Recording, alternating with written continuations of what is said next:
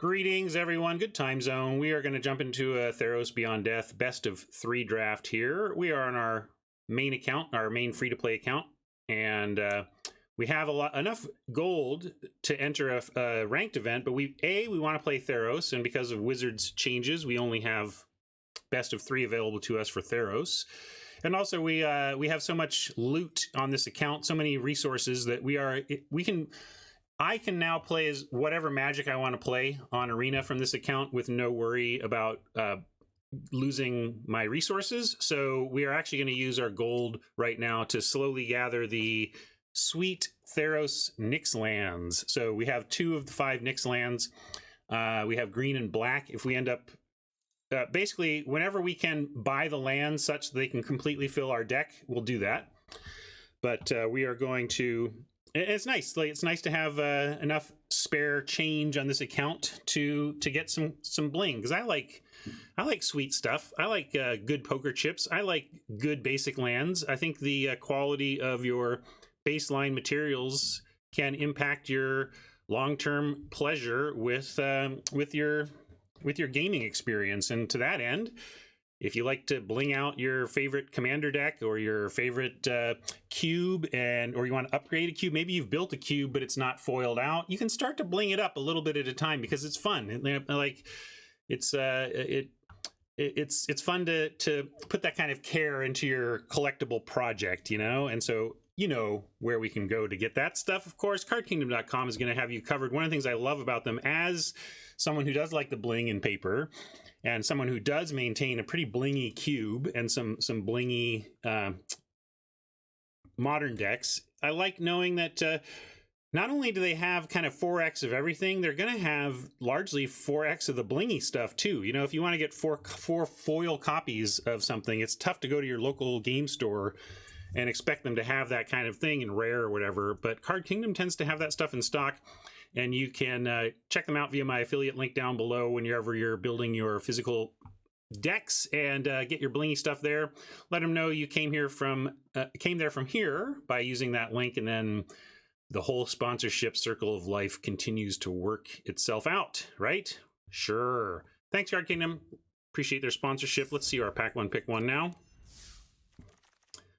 Jikerman has redeemed basic lands and says, can I pick a different art for every land, or is that a competitive disadvantage? I will ban you from this channel if you try to do that. You can, you may get yourself, you may choose one of each basic land type.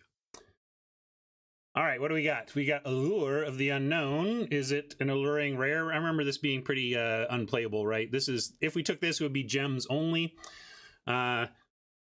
We are also, for the same reason that we are willing to spend gold on bling, we are now on this account willing to pass rares, pack one, pick one, because we don't need to gem hound. We have all the resources we need to do whatever we want. So we can go for wins here. And oh my gosh, the black in this pack, right? We've got Tymaret, Final Death, Mire's Grasp, all screaming to be picked, and really nothing else, which is too bad, because, like, honestly, if you gave me, you know, Luis and Marshall and other limited experts, and myself included, when talking about drafting at a table, you know, with other humans, it can be, it's wrong to think to yourself, oh, I'm going to pass Tymaret, Final Death, and Mire's Grasp and take, you know, I don't know, what's the 4th best card here? I'll take Hydra. Like, that's the thing. All the best cards in here are black. Anyway, let's say you take something else. In paper, that's a terrible idea, because you don't even know if people are going to... Humans are so unreliable in how they read signals. On Arena, bots read signals quite reliably. So I don't... If there were, say... Let's say there were a... what's the... you know, 2 and a white... The pacifism effect. Like, if there were a pacifism effect... Because it's Arena, you could actually make an argument for taking, like, something of that power level that's the only good white card and passing all this black, because we are going to take a black card, but we are basically... The next 2 bots to our left are going to take black cards. They're just going to... Maybe one of them takes the rare, because maybe they have the bot's rare draft on some level. But it's really uncomfortable to take a black card out of this pack when we know that the bots are going to jump on the other ones. Still, here we are. So I think the question is, of course, Mire's Grasp or Timmy. And that is probably just Mire's Grasp. This is splashable. This is playable in a light black deck. Like, if I'm heavy black, I think I take Timuret, but I think as a starting point, we just take Grasp.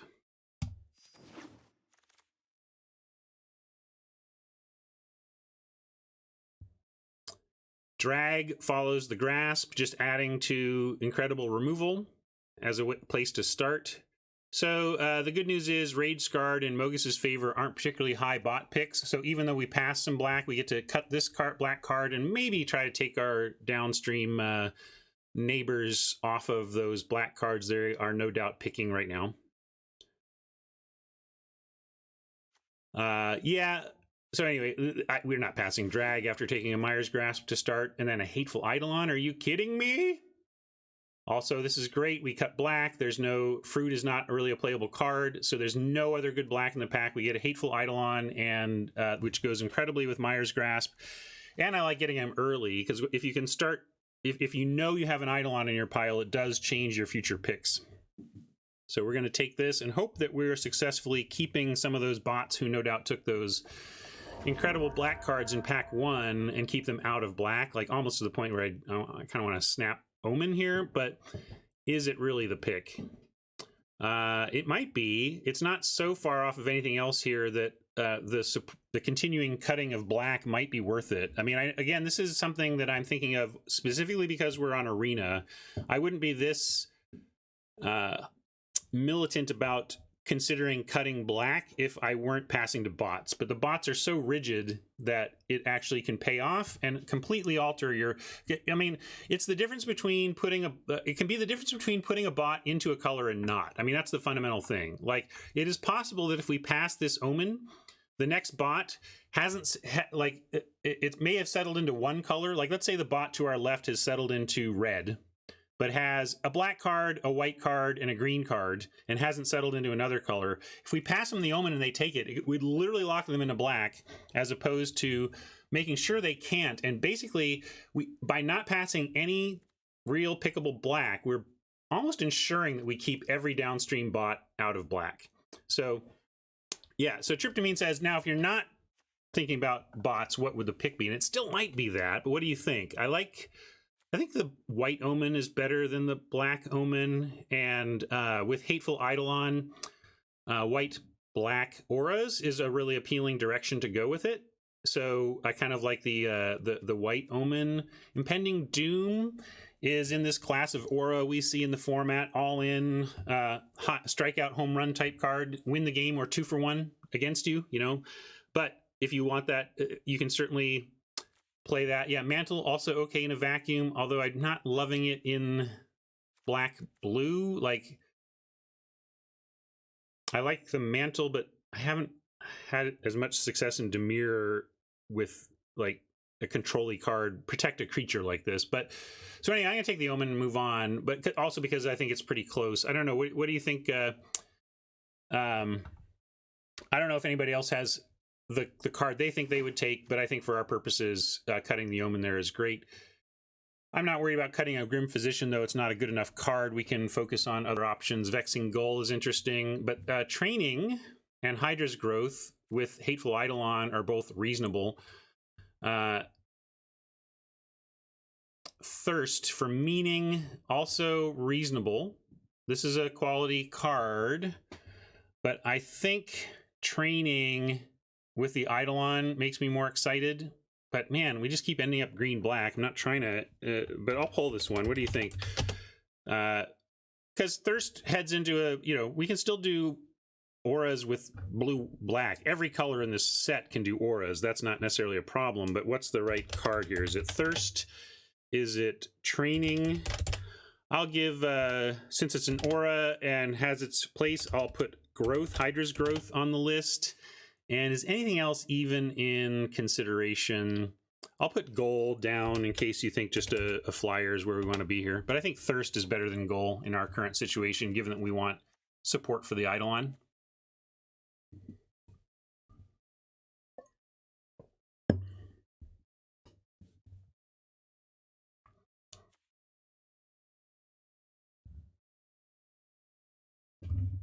I feel pretty confident that the the pick for EV is training over growth, but I don't know if it's training over thirst or not.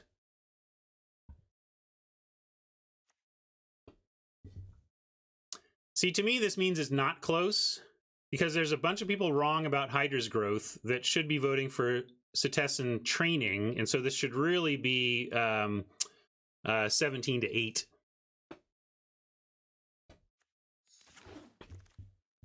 I'm trolling you. The Hydra is certainly a defensible pick. That's why I put it in the list, but I like the training better.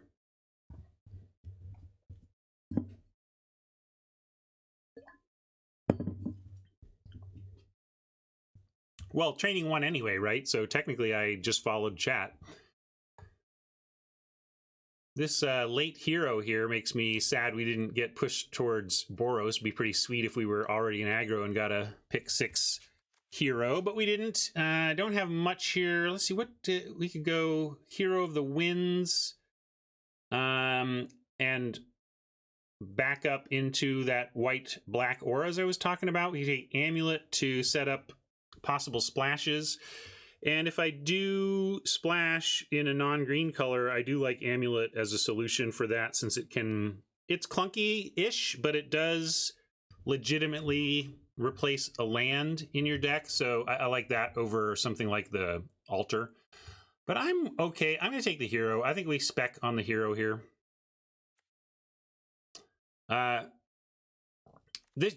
Amulet is super safe, but hero has more upside.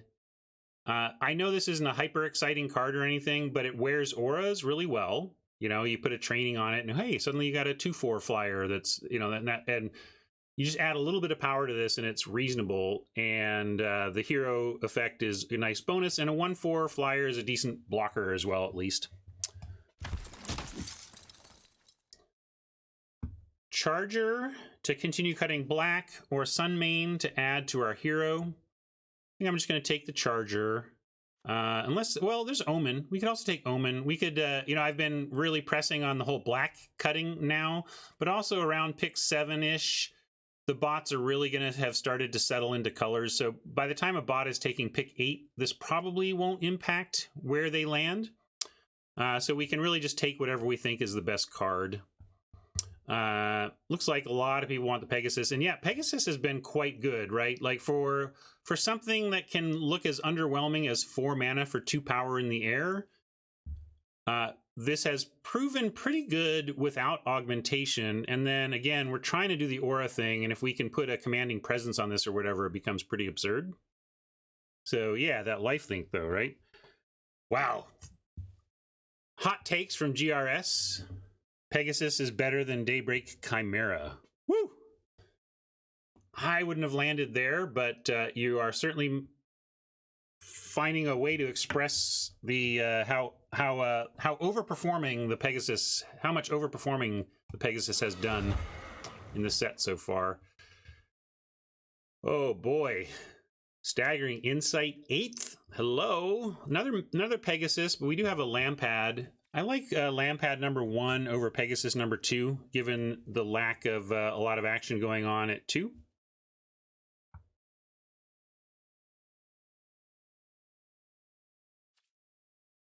Yeah, Splash Insight is quite tempting, but I passed on that that Amulet. We might get more. I think this is sad, but we have no blue cards yet. And we might not even be white. I mean, we have these two, and maybe we'll end up there, but I think we take Lampad as a sure thing in this deck. Now we're back to our starting pack, and good news is it was chock full of great black, but I think there were 6 black cards plus the rare, and there was Mire's Grasp, Timuret, and the Death, the final Death, but none of the other black cards are gone. And then we cut black really hard. So even though we passed this insano black, pack 1, pick 1, I think we might have done it. I think we might have kept the bots largely out of black. We'll see. I bet there's only like one other bot in black, maybe with how we've although maybe to the right there's bots in black, because there was light black flowing to us. It was good enough to take, but maybe to the right there's some black. Yeah, I think Reaper's the clear pick here. I'm coming around on this, and this is a reasonable thing to have available, but this is just fine, solid, and I think we should start here. Leonin might play if there's Omen, though. Omen could go with the training and set up a possible splash, but I think Leonin, Hero, and Sunmane is better than training and Hunt, so I'm going to go with Leonin here.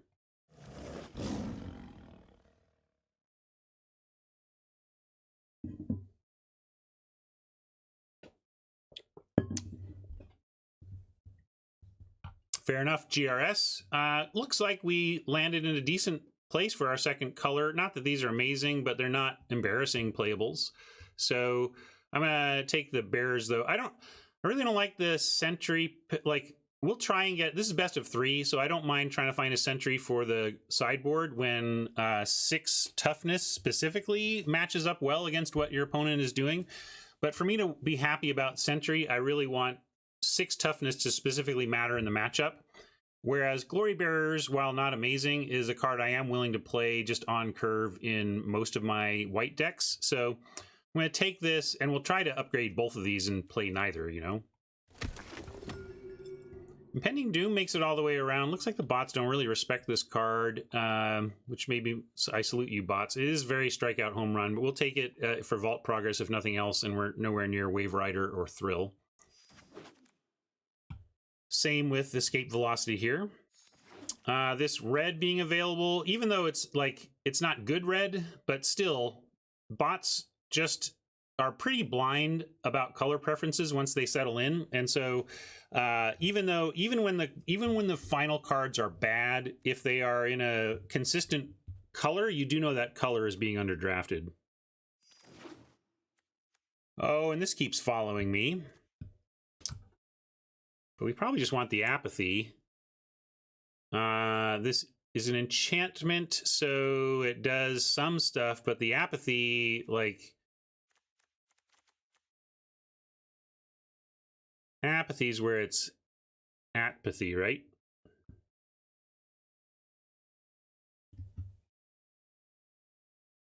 Ah, Craig, well, I broadcast to an international audience, so saying good morning doesn't take into account that it is not morning to everybody who's listening. So we genericized the greeting to reflect worldwide time zones. Yeah, if we, oh, by the way, though, if I were gem concern, if I had any concern about my gems, I'll put it this way.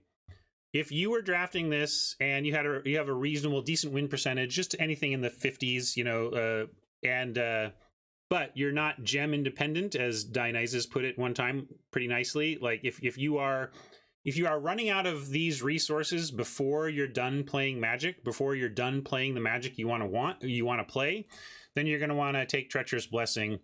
But we can currently do whatever we want on the system, so we're not going to rare draft. We're going to take Apathy. But those of you on a budget, you would take Blessing here. It's playable gems. That's that for anybody pushing the edge of their gems. This is great.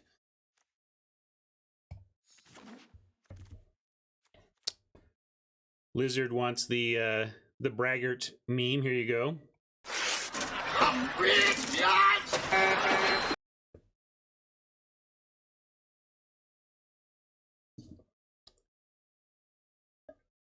Archon Easy called. I don't think anything with another Apathy in the pack can be specifically called easy, but it might be Archon. I think it's actually pullable, so I don't think it's easy. I'm going to pull it. Do you think we should just be taking more good enchantment removal, enchantment-based removal? Or, I mean, this is premium right here. This is premium. But that Archon's a really nice top end. So are we going Archon or Apathy? Those are the only real choices. Blessing, we hope wheels. Would love a Blessing.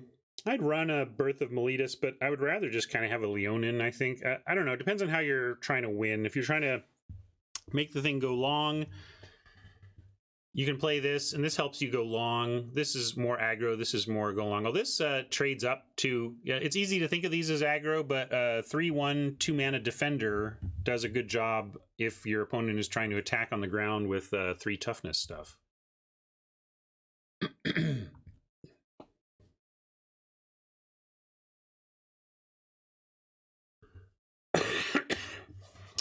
Paul wants to override chat and take a win condition as opposed to more removal. And, you know, that is something Luis talked about on LR recently, how this is a format where you can get to the end of a draft and realize you're missing this kind of thing. You're missing the win condition stuff. We are early in pack 2, though. And while we have a drag, a grasp, and 1 apathy, yes, our removal is quite good for this point in the draft, but I'm still not ready to pass an apathy when I think we can find more ways to draw cards. Like a way to win with white-black is just to pick up some of those common card draw, grind it out, and just get there on the attrition win. But I'm going to take the apathy here. Another grasp, we're going to take that too.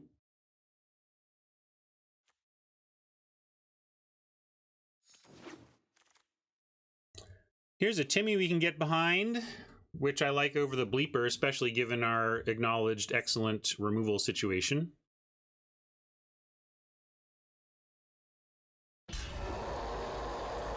Wow, and then we get the spawn. So you can, I'm really glad this is happening because you can see it's kind of played out exactly as I hoped. After the initial fear, oh gosh, we're sending a lot of good black, let's try and cut it. It's worked, right? How do you get a 5th pick spawn unless you've really successfully cut black from the bots? So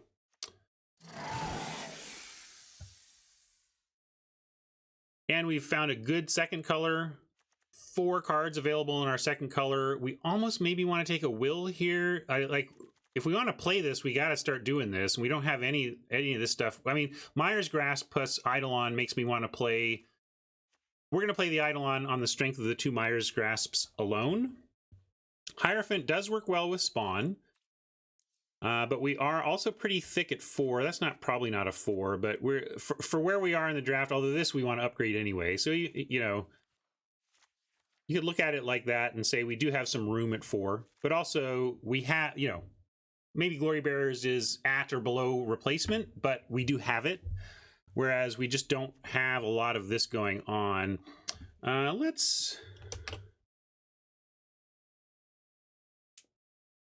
Yeah, we can cut the training. You're absolutely right. We have settled into black-white, but I want to see what people think on this one, because we can take the Indomitable Will. I'll call that Will.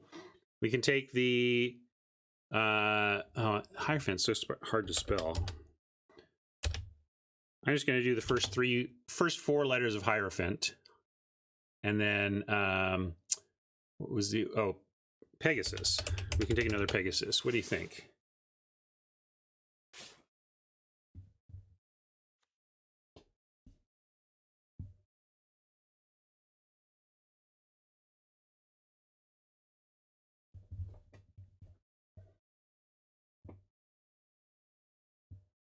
We're doing pretty good on creatures, too, as far as that goes. I'm kind of leaning Will. I think it's a deck need thing. I think this is like the 3rd best card of the ones I pulled, but I think it's where we're weakest right now.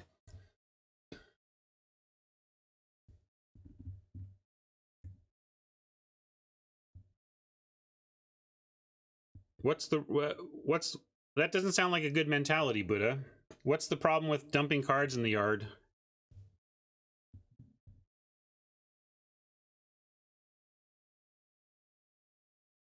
You think we'll wheel that? I don't know on pick 6 for wheeling a will.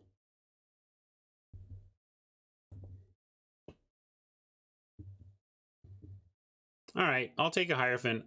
Buddha, I think your mentality on Hierophant is off, because we don't care if we mill stuff. I mean, milling is actively good for us unless we're afraid of losing to decking, because we have Omen of the Dead and we have Pharika's Spawn. So milling is almost like a free shot at value. Yeah, we could bleep this one up. I don't think there's anything else worth it. We are best of 3, so a Lantern wouldn't be the worst, but hard to take a lantern over an available Catoblepus when we are definitely looking to be heavy black permanents.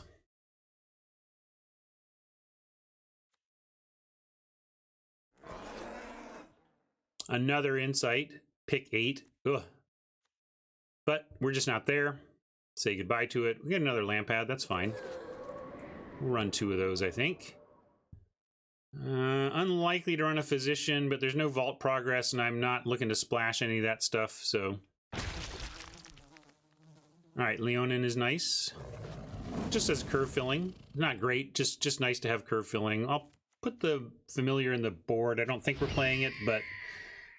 Not outside the realm. No way we're playing 2 Physicians, if 1, so I'm going to take Vault Progress on... over Kraken. Yeah, blue seems pretty open, and we saw that. Like, I think there was a couple places where we could have banked into black-blue and would have been pretty happy with this draft too, but I like where we're at. 2 Apathies is nice, 1 Sunmane is nice, everything else is fine. You know, the white isn't stellar, but the it's coming together. You know, last pick Sentry, again, continues to suggest we're at least roughly in the right place. Got a final death here, but really the deck probably wants an Envoy, or hopes to want an Envoy. I mean, at least makes these Apathies cheaper and the Grasps cheaper. But we don't have a lot of action for it. We could just take the Mythic. I mean, this account has everything it needs, but man, it's hard for me to pass Mythics, because this is the toughest part to collection build. And I still am collection building on this, so I think my inclination as a flush but collection building account is to still take the Mythics, because these are just, we have plenty of removal. I'm gonna take the Mythic. Hey, there's that Gary. Somebody order a Gary. Ding.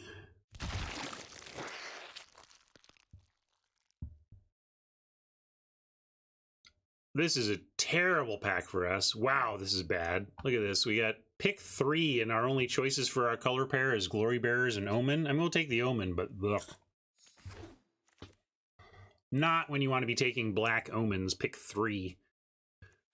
Someone was saying they're not into the Charger. I mean, we could take this white Omen instead. Do we like that better? What does that do for us? We don't really have Constellation. We have the Eidolon, but that's not Constellation. So... I'm not sure this does much for us. Yeah, I think we take Charger. With all this removal, sometimes you just land a Charger and get there. And if we're going to do any kind of self-milling, it adds to our possible value add.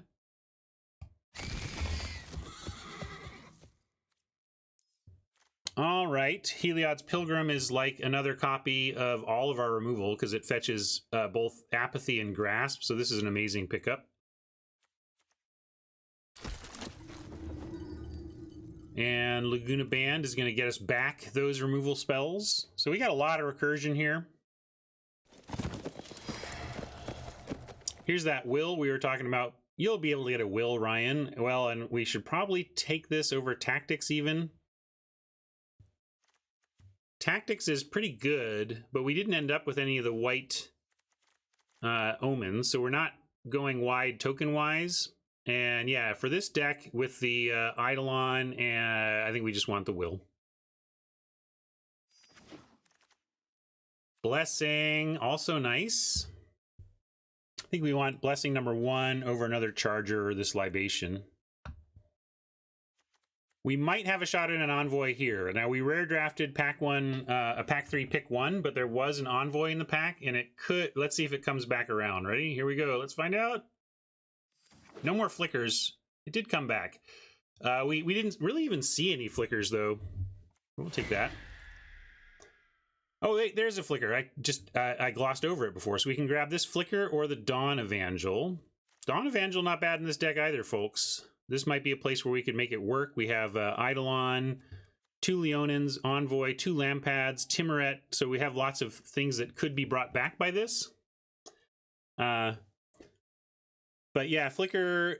The thing is, I bet we don't have room for Flicker. I think our deck is too good otherwise, but Although we do have Gary and Bleeper and the apathy trick. Laguna Band would be a decent flicker. Okay, I think there's enough going on that we can see if we can work in a flicker. Yeah, Dawn Evangel is fine, but I think flicker's probably better and at least certainly more fun. Take some vault progress here.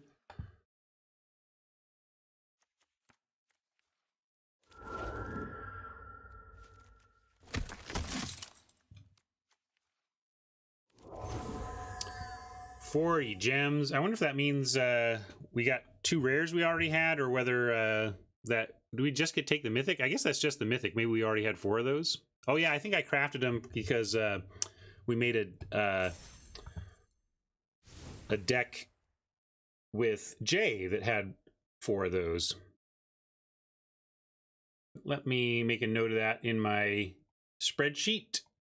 Those of you who don't know, I track all my results in this spreadsheet. Not only does it track my results, it has some tools for establishing your expected value in various arena events, and it has links to every draft. You know, you can just click, there's a column for on air, and the links in the on air column are just links to the YouTube videos that I put up of all of these. So you can check out my spreadsheet for endless going optimal content.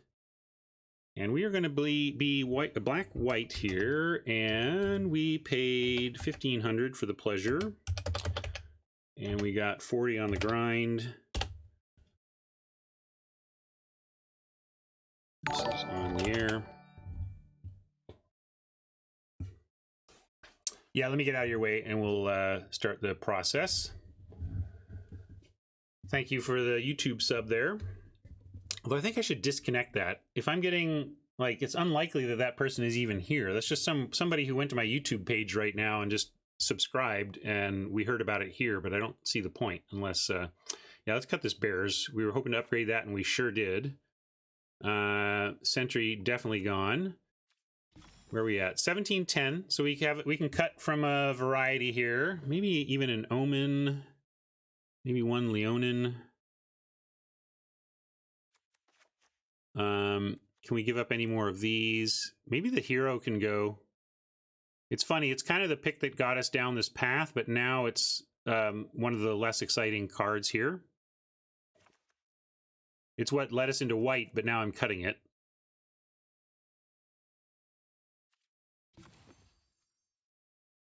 It had the possibility of finding the tools to be good, but we just didn't really get there. Like, even Amogus's Favor might want me to keep this in because then we can make it a 3/3 flyer, but we just didn't get the tools.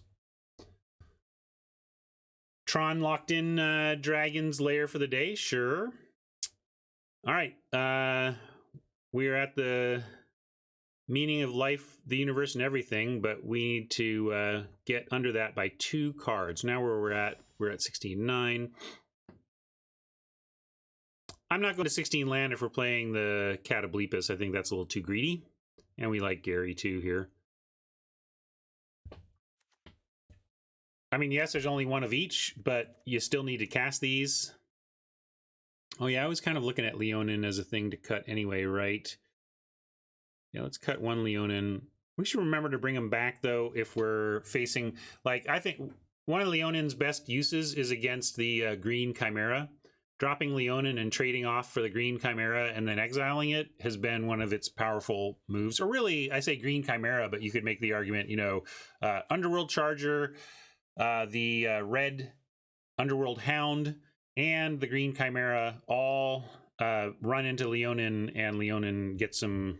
keeps him dead. So yeah, blessing. What, you want to cut this blessing, or is there another blessing I'm forgetting about? We're not cutting this blessing.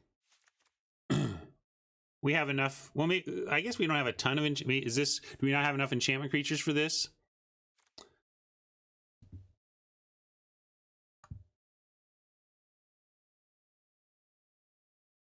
That's fair. That's fair. So maybe it's one of these 2.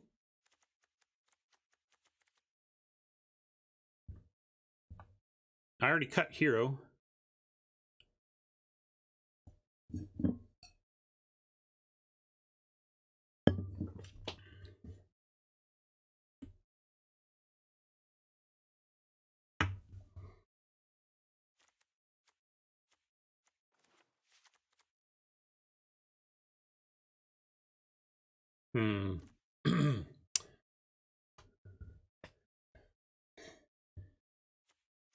And also, yeah. I still think, I mean, these do very similar things then. This one has this possible potential here, but costs an extra, but sticks around. All right, I'll pull this one. We'll cut. This is what to cut. What to cut. And then pull 20 will or blessing. What are we cutting? What are we cutting? Will or blessing? What are we cutting?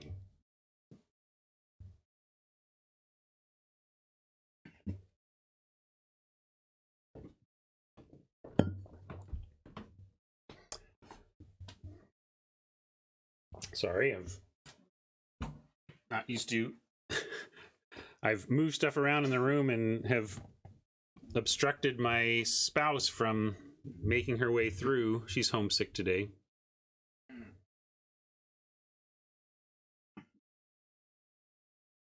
Everybody say thank you, Margaret, for for enabling Ryan's stream. Oh, yeah.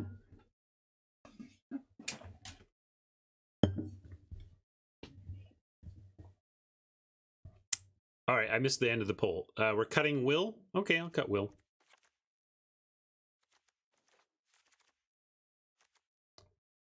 I'm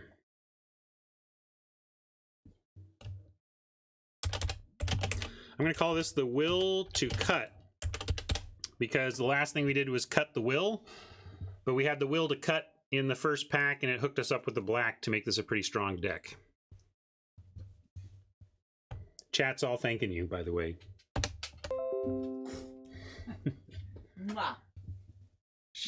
She gave you all an air kiss.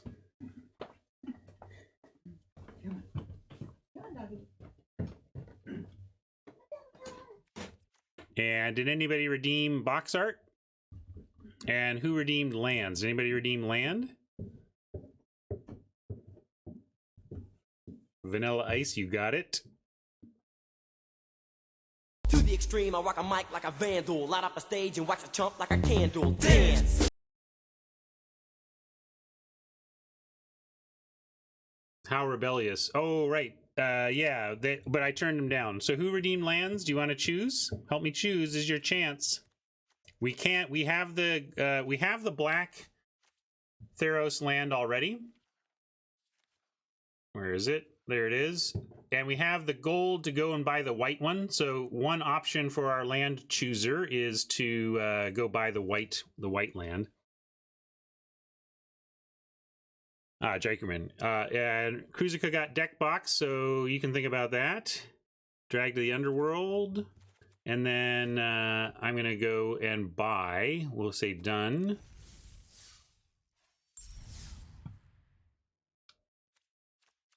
And we're going to buy this. Because we're rich. We're arena rich, at least.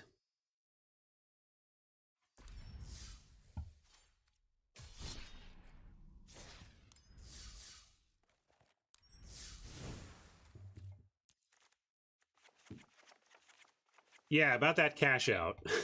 That's why we are arena rich and not rich.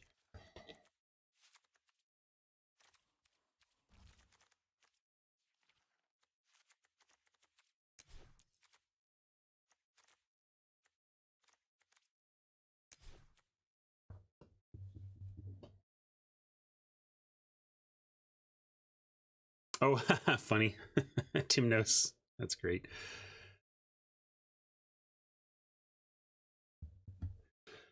Craig, well, if you think that I'm getting a, like I have this great fiscal edge here because of my skill level. Keep in mind that it's because I've put 25 years into this game. So if you want to you want to spread out the financial advantage I enjoy on Arena across the hours of time I've put into getting good enough to enjoy it, well, let's just say I'm glad I like this game. Oh wait, let's go cancel. All right, I think we're good. Yeah. Oh, I think I already shotted it. That's all right.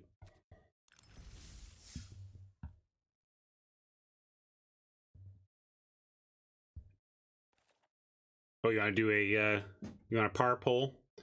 East is asking for a par poll. Yeah, there was one time long ago where we actually ran out of resources on the free-to-play account very early in the stream, and we played pay for just a day or, you know, a little bit, just a day or two while we rebuilt. Then we rebuilt and never looked back. All right, here's your par poll. The point of this is to say if we were to play this event out 1,000,000 times, what would our average win count be? No, it was actually very early. It was during the original Guilds of Ravnica stretch, I think. And while you're doing that, I'm going to jump in, and we will get to Battlefield Right and update this record. Hey, all. Guess what? My mom is in town today. She lives in Bellingham, which is about 90 minutes north of Seattle. She's bringing a friend down to a medical appointment at a Seattle facility, and she's dropping her friend off around 1 o'clock, and it's like 10 o'clock here. And I'm gonna try and meet my mom for lunch today. So if this event goes poorly, no problem. If this event goes really well, if you all are correct about your four match wins, then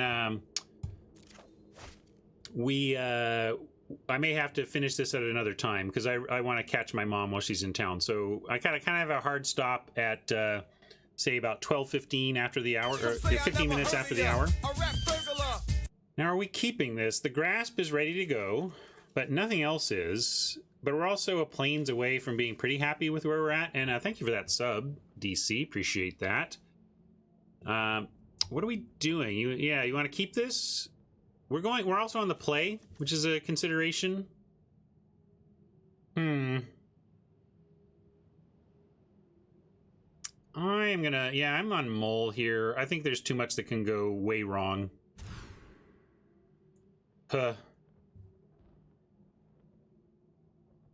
We're keeping this and ditching a swamp.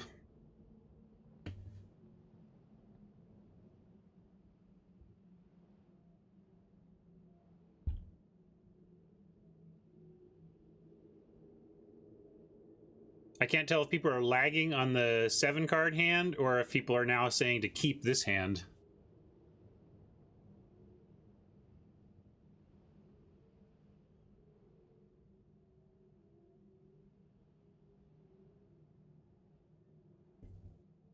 Yep, I'm on keep this, ditch a swamp.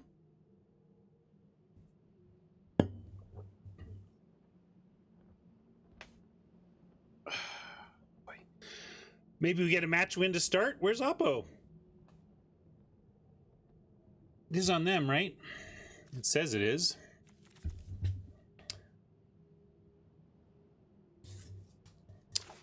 No, we are on 9-8.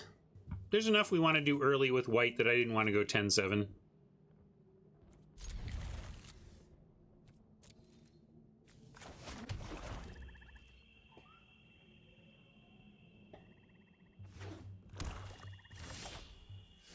More swamps.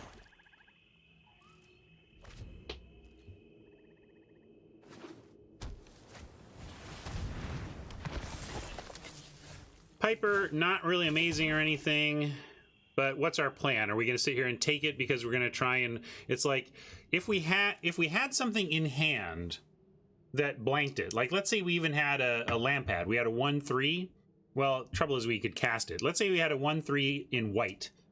I might not use the Myers Grasp on it because we have a clear answer to how we're not going to take 12 damage or whatever.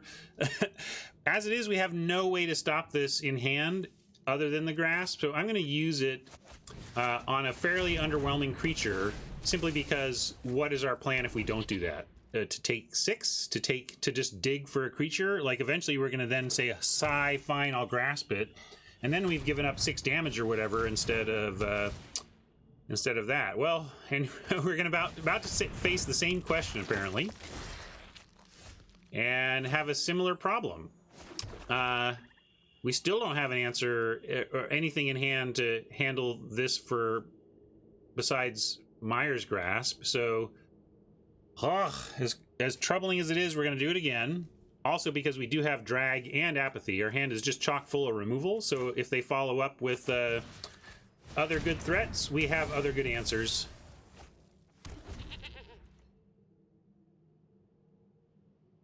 But kind of sad, honestly, to use our kind of pack one, pick one level card on, hey, we wield a Piper type card.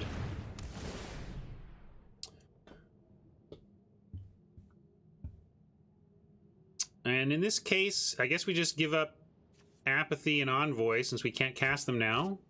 And this is probably the best card in our hand anyway.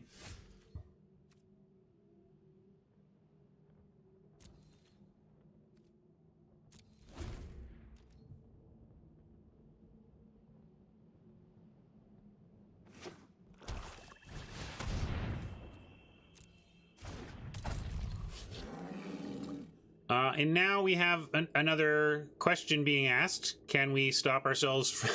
But I'm going to wait because, frankly, if we can't cast the Bleepus anyway, maybe we find something, a creature that can trade with it. And if not, then we'd have the drag ready anyway. So I'm going to just go ahead and naturally draw.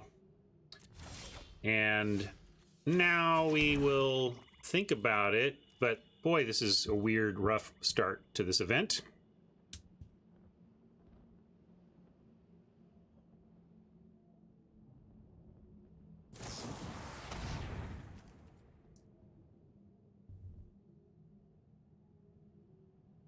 All right, so just cycling here.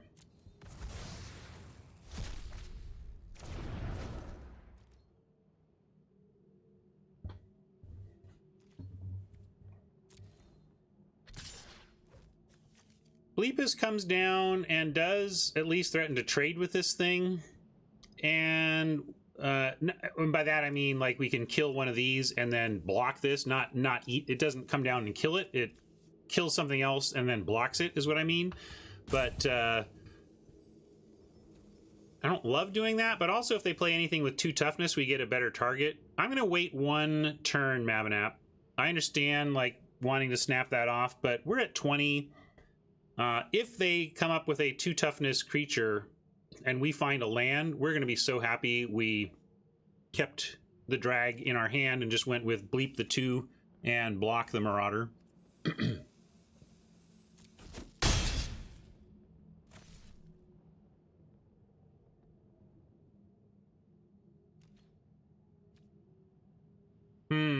A little bit troubling. 4 cards, 5 land, clearly have both their colors. They're not doing anything. Probably means that our turn isn't particularly safe in the sense of they're going to react here. But I like that we drew the Hierophant because I'm happy to throw that out there into those 4 cards and 5 mana and just see what happens.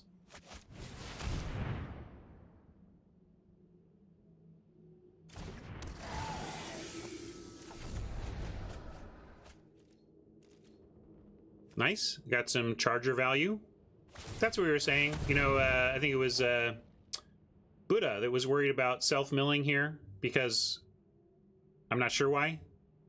Self-milling is just a psychological trick of your brain unless you're at risk of losing to drawing with an empty library. Other than that, you ask yourself, do you have any graveyard recursion stuff? And if the answer is yes, then self-mill becomes a distinct advantage. It's not a disadvantage at all, and there you go. That's why.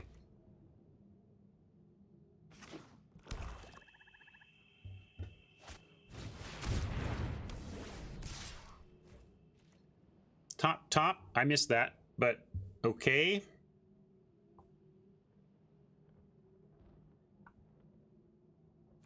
Well, that's the real problem. That's why it's such a tricky thing. Tryptamine says, it makes you feel bad when you lose bombs. Great when you bring them to the top, though. And the thing is, losing the bombs you're aware of immediately. You're like, oh, look at my bomb that I just put in the graveyard. Ah. Like that just slaps you in the face, and it's painful, and it, you know, it really just hits you when that happens.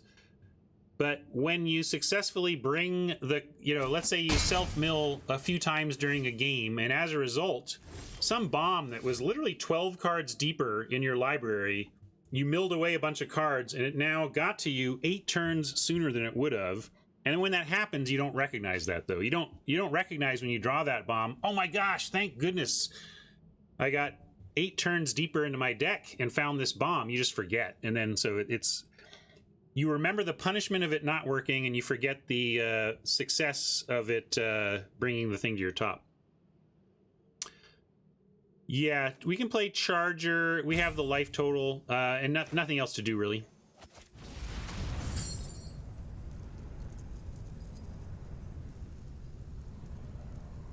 Get rid of these 3. Actually, I'll do this.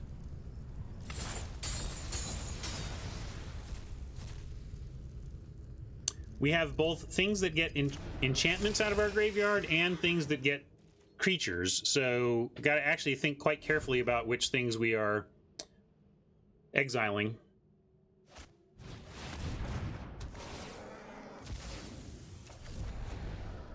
All right, well that sucked, but if we can find a land, we get to bleep him right back. There's our land, so we'll bleep him back and have a blocker, as I said earlier.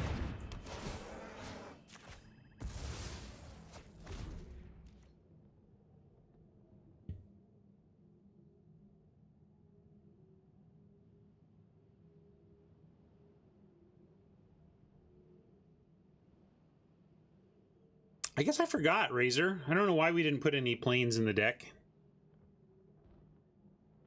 We are almost halfway through our library with no planes in hand. Although to be fair, we did put a planes in the yard. So we've seen one of our 8 planes in 17 cards. You know, like you do. All right, so they are done with that. Do we chew up the rest of our graveyard for a return of the Charger? I say, I don't know what they're up to here, but that seems correct to me. This is a lot of stuff we could eventually get back that makes me sad, especially the Grasp. But I think we got to play our cards, and this is our only reasonable play unless we want to drag. And I don't want to do that now.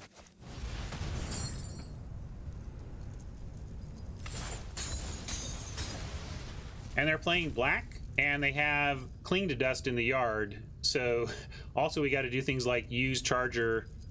Oh, and the fact they could, right? They may do this right now. Oh, Memory Drain. Interesting. Could they do this? Let's see. 5 others. Okay, they didn't have 5 others to do. We didn't look, but they needed to exile 5 others, and they didn't have it.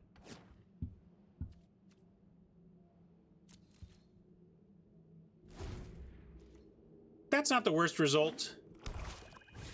This, however, the worst result. Now we're kind of basically done for. You can't really... You had me at 8/8 hexproof. Had me at 8/8 hexproof. Can we find... Death Touch? Can we get... I guess there's... We can do this and...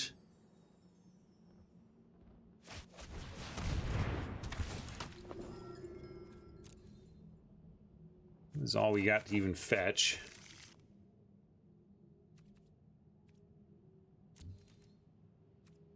I mean, I get don't show them stuff, but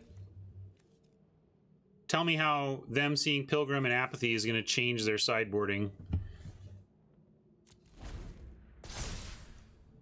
Yeah, this whole game didn't matter.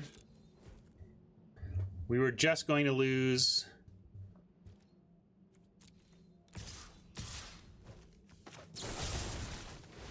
And again, yes, I could not show them Drag to the Underworld, but, like, how does it change what they do? I guess they could know that we might have it and they change plays in their future game. But I don't like scooping unless I'm dead certain.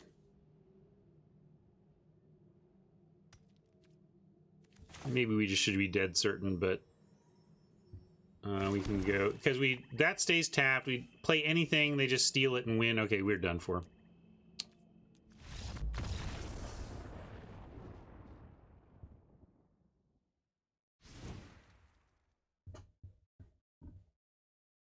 No, not necessarily. I'd say you're mostly right. One Man Crowd says, if you can't figure out a sequence that gets you out of it, you're dead certain. Not at all. Like, sometimes I'm like, I can't find a line, but if there's something I'm forgetting, maybe I should play it out, because maybe I draw that card that's like, oh, I can see a line now, right? I just don't trust myself to have seen all possible lines, that's all.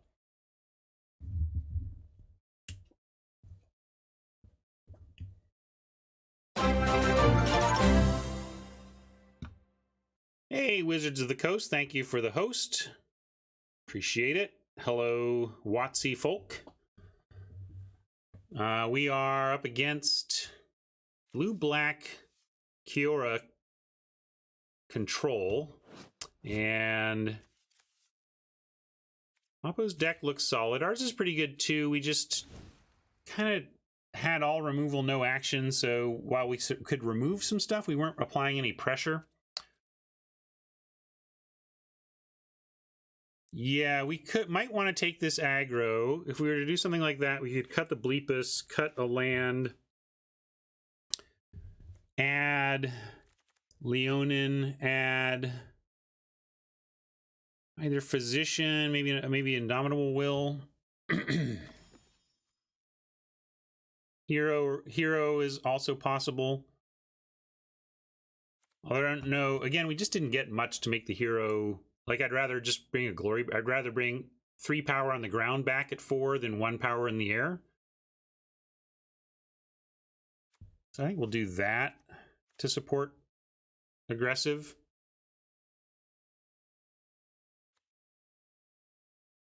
If we bring in Will, are we taking something out? This is more like something there. I'm going to go like this. If I don't hit submit, we'll just lose all our changes.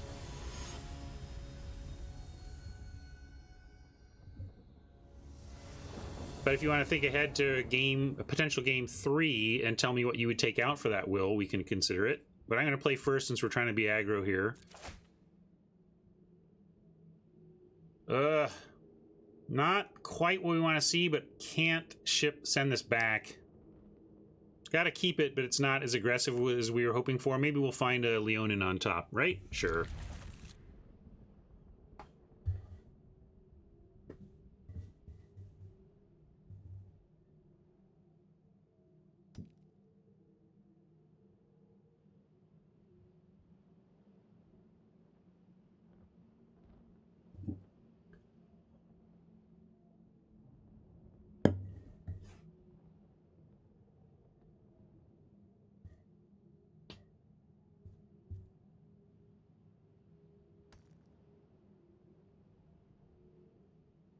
Oppo in the tank.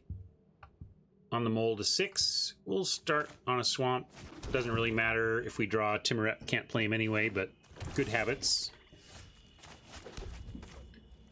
Oh boy.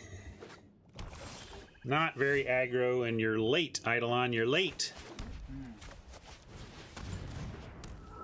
Can protect the Eidolon with Blessing at least. Although, if we untap, we are going to go shields down to drop the spawn. Oh, we found a Soul Reaper, so we could play that instead of the spawn if we want to keep the Blessing available. But Oppo looks like they're stuck on land, and so I'm going to go with the biggest power here. Go shields down to deploy the highest power and try to take advantage of Oppo's Mana Stumble.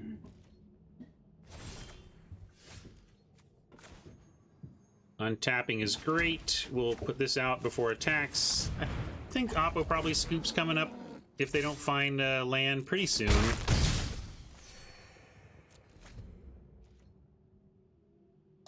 Good one, Silo.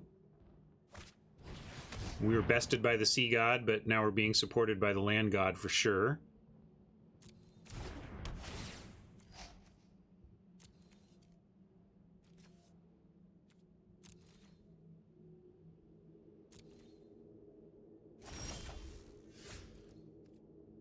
15.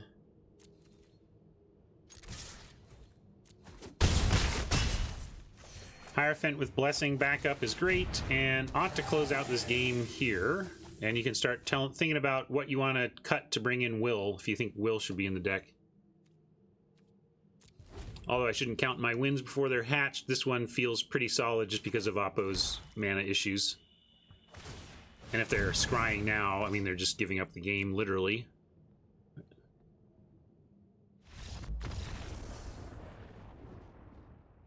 Sometimes Magic says, no game for you. We declare this one the winner. All right, so there was some talk about bringing in Will. We've gone down to 16. We're trying to be a little more aggressive, and I'm not sure what we cut if we bring in Will.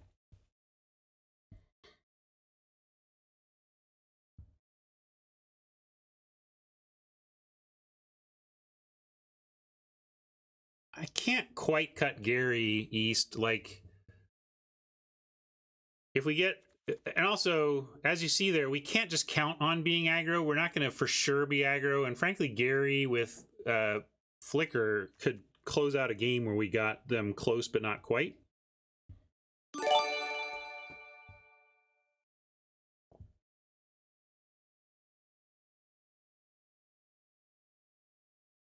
So, yeah, I don't know why we should just throw this in here. You want to cut the bearers? Remember, this is more like here.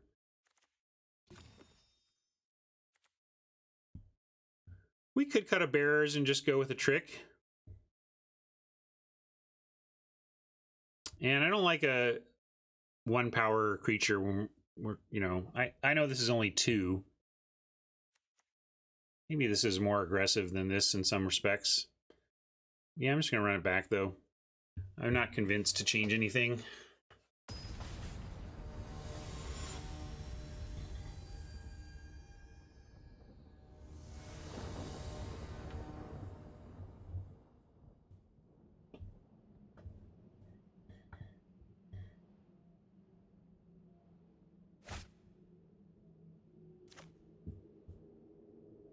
Need some land, but this looks good.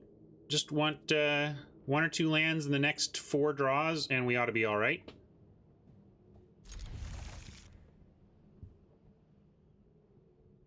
We are trying to curve out GRS, but let's not pretend this is some constructed aggro deck. This is ultimately going to play out like a mid-range deck, and such effects will be fine. Well, I'm just saying, just in general, Silo, just like we want a couple of lands over the next few turns. Like how it, obviously, if the couple of lands don't come until turns 3 or 4, we won't be quite as happy or whatever. But at least we found a 2-drop to play. But now we really would like the deck to produce a land. We want to drop a Pilgrim or a Charger here. Probably just a Charger, honestly, if we can find the land.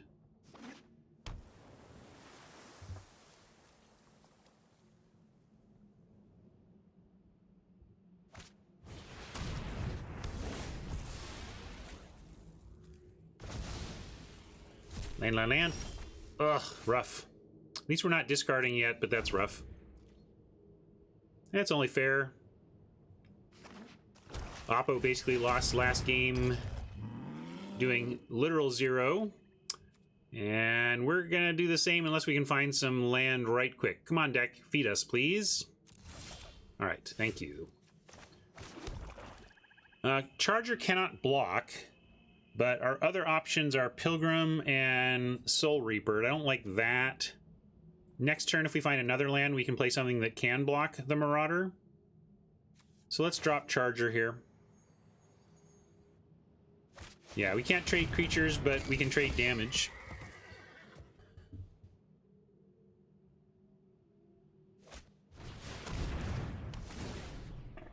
Now we can't trade damage.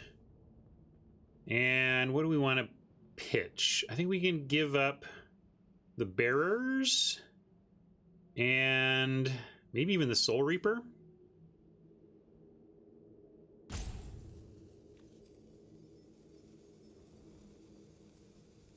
Yeah, let's do that. And we can get this... Yeah, we can use this to get either one back if we want to.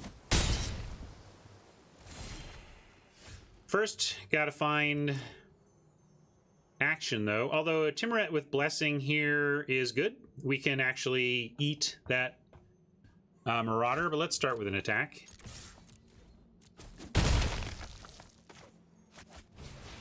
Want to try and pass through here. I don't know how many people exactly pay attention to the pauses on Arena, but when you know they're coming, it's good to try and click through quickly. Be a little bit deceptive on that front. Like right there, I just missed the button to click. We're gonna go for it. They've shown counter magic. Well, actually, here, so in the like, do you do your trick before or after blocking, right? And against counter magic, if having the thing countered would cause you to not block, you should do it before blocking. If you're worried about a combat trick or something, then you should do it after block. You know, or if you're worried about them removing the creature out from under you, like killing the creature in response, you should do it after blocking. And unfortunately, with these colors, it could be either one. So I'm going to go with before blocking because we actually saw the counterspell.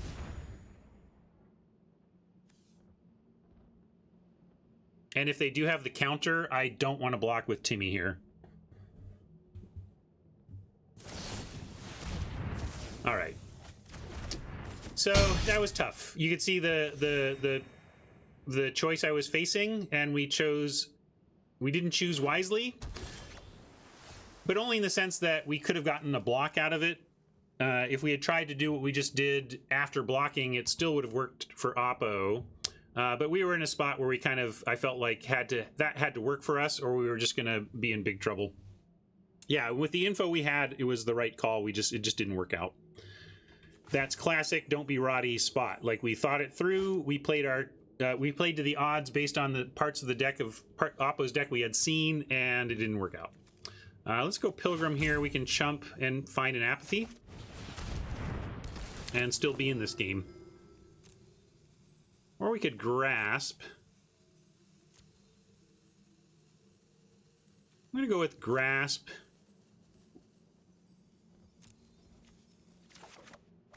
Because it gets it off the battlefield immediately.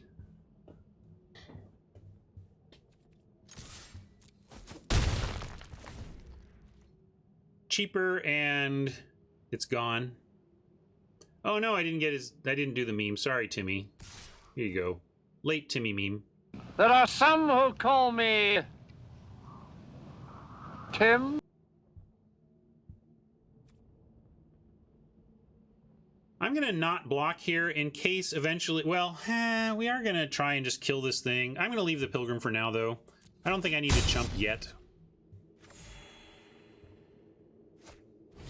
Ooh, Gary. I guess I needed to chump. There's our Gary, but this is going to be rough. Let's Grasp the thing we can kill, though. And no attack. Hopefully they don't just have us dead on something here.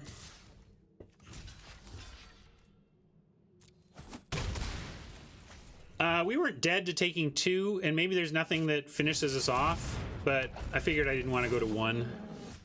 Oh, found an Apathy, but unfortunately Apathy is not enough, and this doesn't block, so Oppo gets us.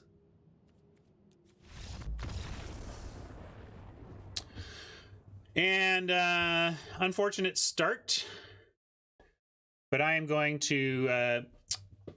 Oh, we were at. Sorry, I thought we were dead to rights, but I guess I had an out to play too. I'll be right back though. I'm going to take a bio break, and we'll try and win 5 in a row.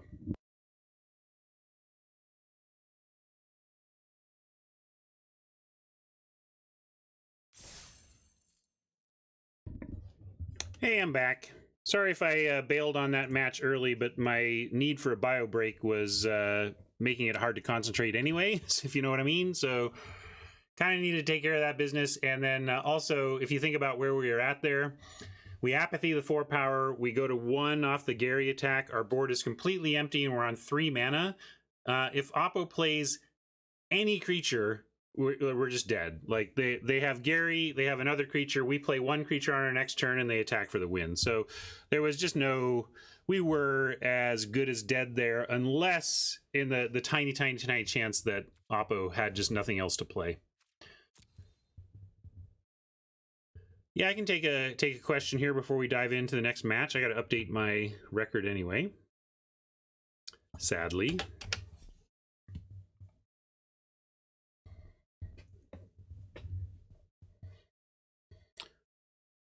Brian says, so I know I've been on record plenty with my opinion that MTG's mana system is one of its worst mechanics. My question is, was there ever any discussion while you were at WotC about design lines that could potentially fix it?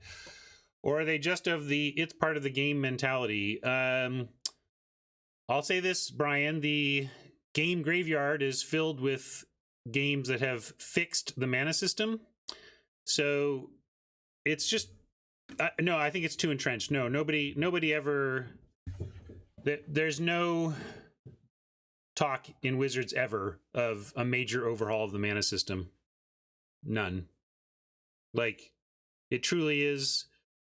I call it the Model T factor. In fact, here, let me switch to Soapbox for a sec. Like, that somewhat, to an extent, Magic is a Model T game in that it is. Some of the things it does have been improved upon, but it's so important as the originator of kind of the whole thing. But I don't think the mana system just has its frustrations. But I mean, I don't know. I don't even know where you begin to quote fix it without completely changing the game.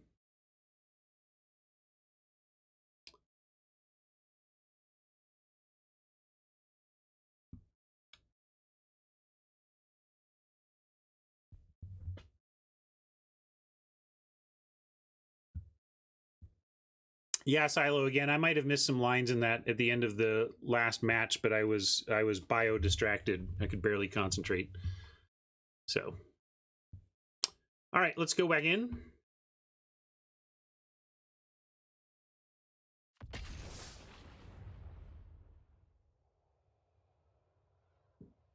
Losers bracket incoming.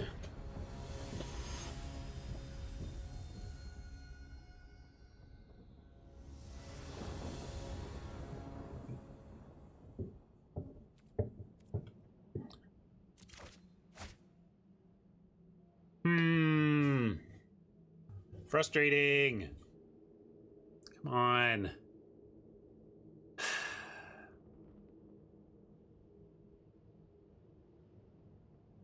You want to keep this? I mean, yes, we have Leonin on 2, but then what are we doing? We'll find our swamp.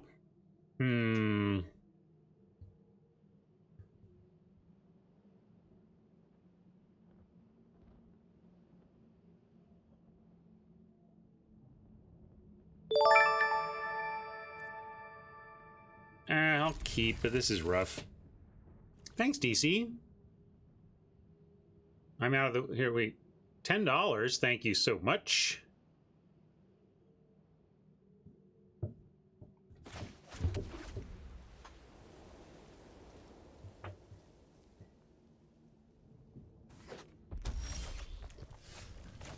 Well, that was a nice find because now we only had 2. We were on the play, so we only had 2 draws for a swamp before we have no other play. But now we have a Pilgrim at least on 3.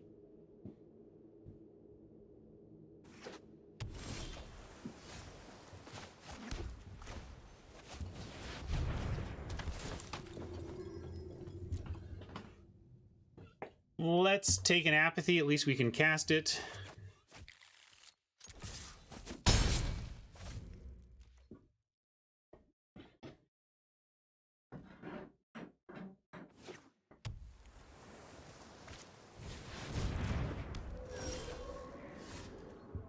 Ugh. I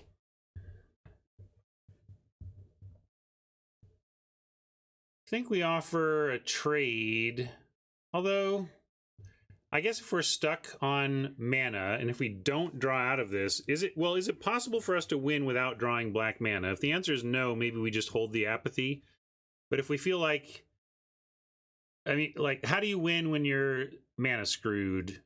And we can apply our advantage and hope they just don't have a hand to stop the pride. I mean, it's a very low percentage play, but at least it keeps the pressure on here, and we do 4 more damage. And then, like, if they stumble, even let's say they're out of mana, and they don't have a play next turn, and we get 8 damage in here, like, that could be worth it. It's not a high percentage chance that that happens, but I'm not comfortable doing nothing here.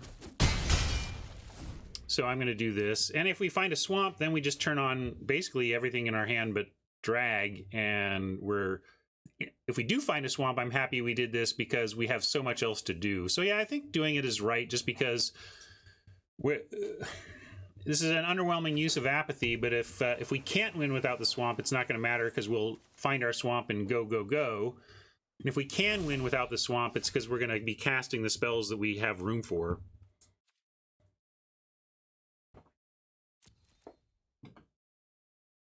This is, I'm not sure what has flash. I guess it could be that, let's see, if it's the Devotion Siren, they get -2, and that's enough to eat the Leonin. Do we want to risk that? Goal, I'd be happy. Goal at least trades with Leonin. It's the uncommon I'm worried about.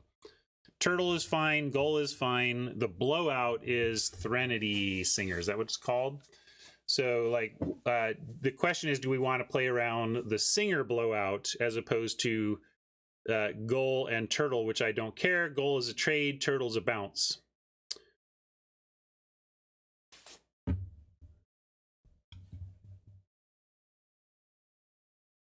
All right, we can make him. Also, they might be holding up, but this they can't. They have up to 5 mana to spend. Is also. Yeah, I guess it's our plan, right? Maybe the answer is almost that we cannot. I should even send the Pilgrim. I'm gonna send the Pilgrim. Yeah, Omens could be what's going on.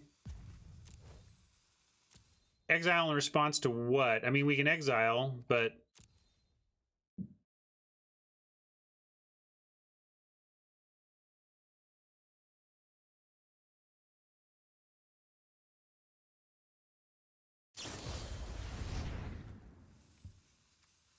all right, that's actually good for us in the sense that we didn't have anything useful to do this turn. So Oppo's used up a card, and we actually just have a play instead. I mean, if we didn't have a play, we would like exile this. Oh, maybe they're countering. That's okay too. It was not very realistic to expect this to like win us the game or anything.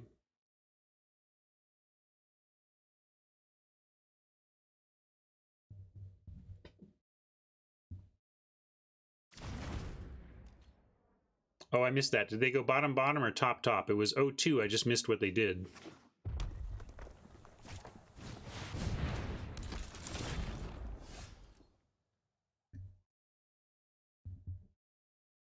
Two top. Ugh. Well, I'm gonna go Envoy for now over Apathy.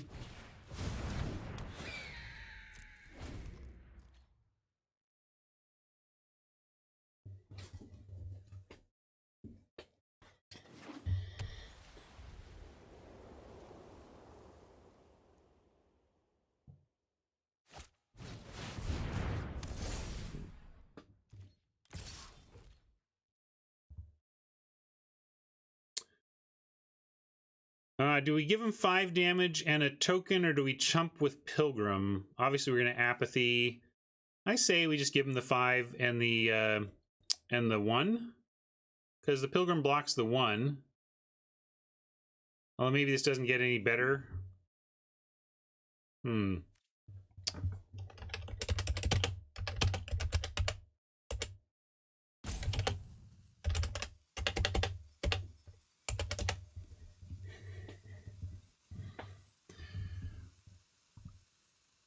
They're at 2 cards left. We Apathy both things, and it actually starts to attack the other direction because they only have the 1/1.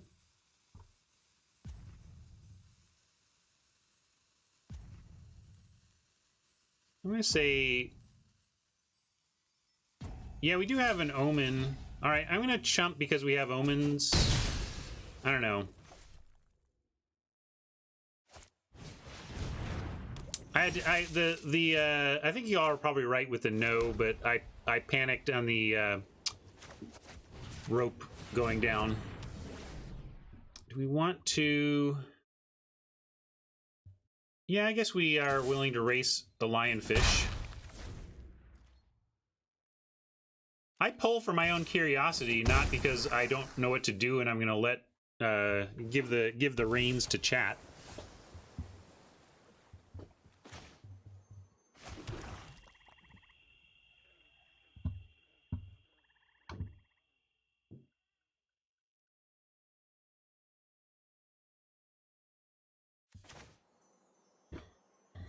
Well, last time it was the Mythic Plains.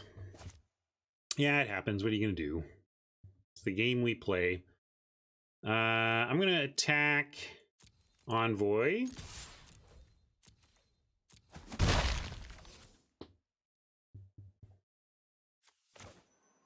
Spawn or Hierophant. Let's go... I'll go Hierophant. Hierophant attacks through just about everything because of the death touch.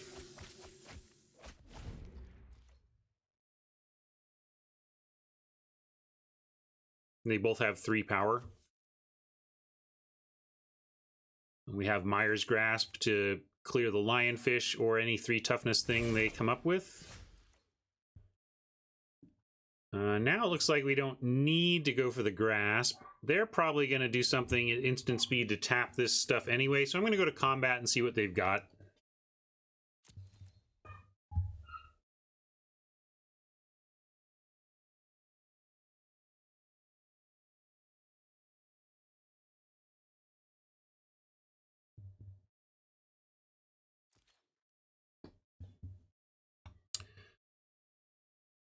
If you reduce variance too much, you start approaching chess, which is not satisfactory to players either. You know, so that's another consideration in what Brian's talking about. Like the randomness may not feel great, but it does help keep the win percentages of the top players where Wizards wants them.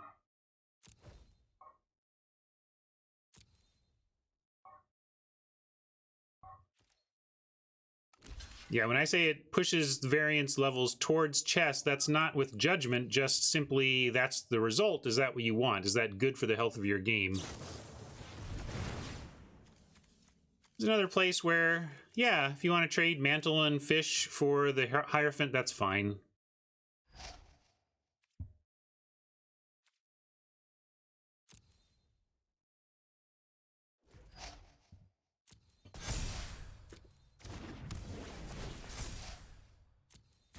And again, yeah, for better or for worse, it creates a tension that Hearthstone doesn't have. In Hearthstone, when you're at 4 mana and desperately need a 5th to do the thing you want to do, you know exactly, for sure you're going to get it. In Magic, you're like, come on! And, you know, even if it's not exactly the variance you want, whenever you can get your players to plead with your game to get the result they're hoping for, and then they go for it and maybe not, like those are the kind of the gambly moments that make games so attractive to people to begin with. We are dropping Spawn now, though.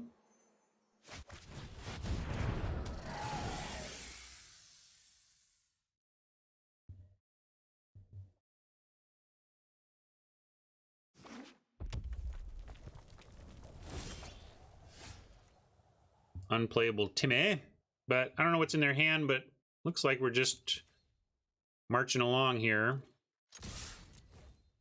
Start exiling. Got 3 unplayable black cards, and let's see, I can play the Lampad and still exile, so we'll do that.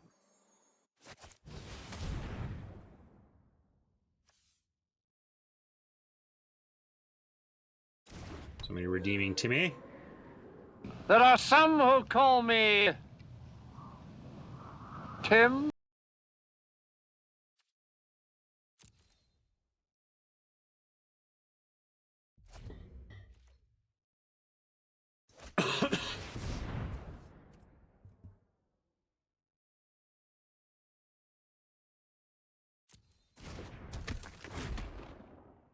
That's quite graspable.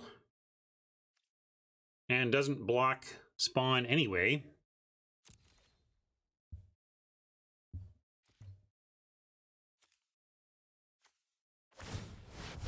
We'll take the thing away that makes things cheap on our turn, and maybe they have some 5 mana instant, I don't know. Hey, look, another swamp. We got all sorts of options now. I'm going to go with the bleeping bleeper option. See how that goes. See if Oppo's got a play. Do it before combat, so either this thing dies or we know not to attack with the spawn.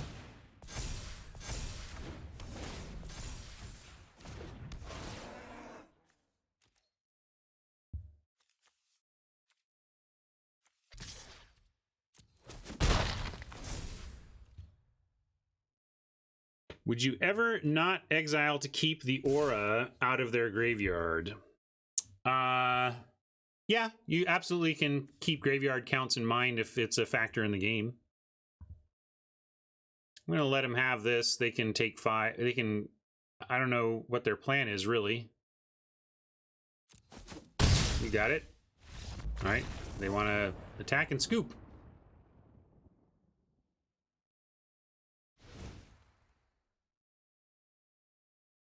I had the lines to win. They had a card in mana. They had a Starlit Mantle.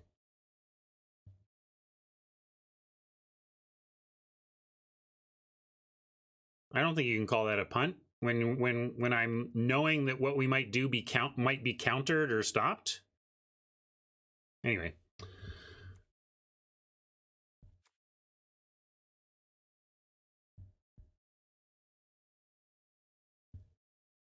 Oh, if there was a win I had that didn't involve targeting their creatures, then maybe that would have been the safer way to go. I didn't see it then. If you found a line that did not involve trying to remove that creature, yeah. Anyway, what are we doing? Okay, I don't know what white they're splashing. What would a deck like this be splashing in white? Not sure. Oh, looks like Commanding Presence. We know. So they think Commanding Presence is worth the old splash. Okay. Is there anything we're bringing in here?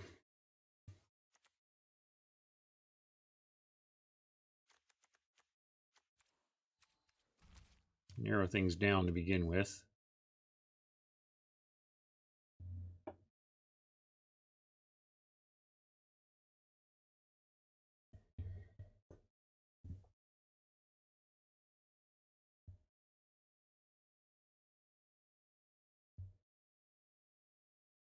I guess I'm going to run it back.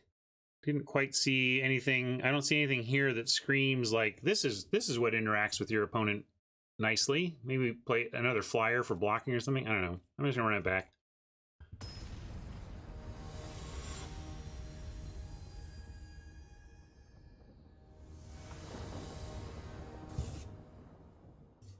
I certainly agree with Heishin, Brian, that if you are going to remove the randomness of the mana system, you need to redistribute that randomness so that the win percentages of people like top, the rough win, that how much you expect to win based on your skill level is similar. I don't think you want to mess with that.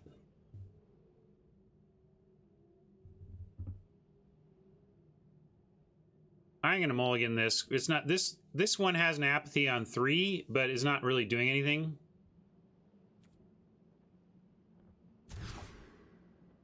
All right, keep this. Pitch a swamp and still be in decent shape here.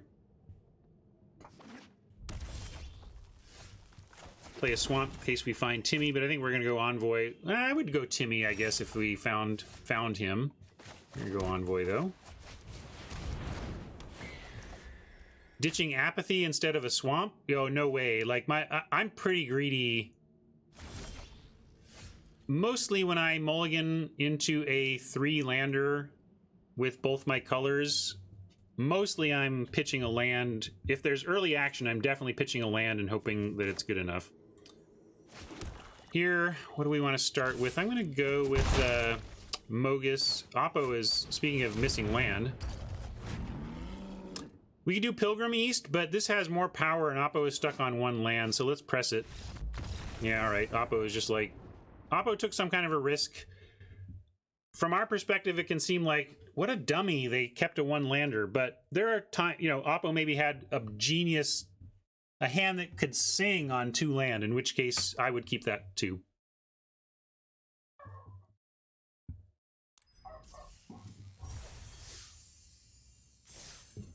I don't know. We didn't, haven't added this yet, have I? I'll put that in my decks.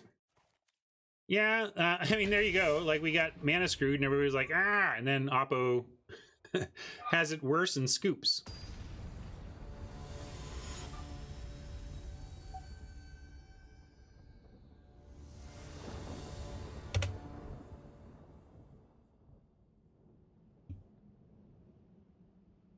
Hey, Fool Auto, welcome.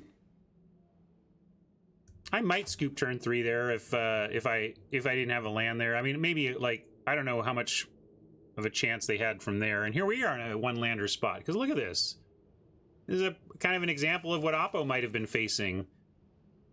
Right? Like, we have the Eidolon. We can actually play this turn 1. Mire's Grasp after an Eidolon on 1 is insanely good. We're on the draw, so we have 2 chances to find our second land. All right, we're gonna follow Oppo down. I'm following you down, Oppo. Woo! Here we go!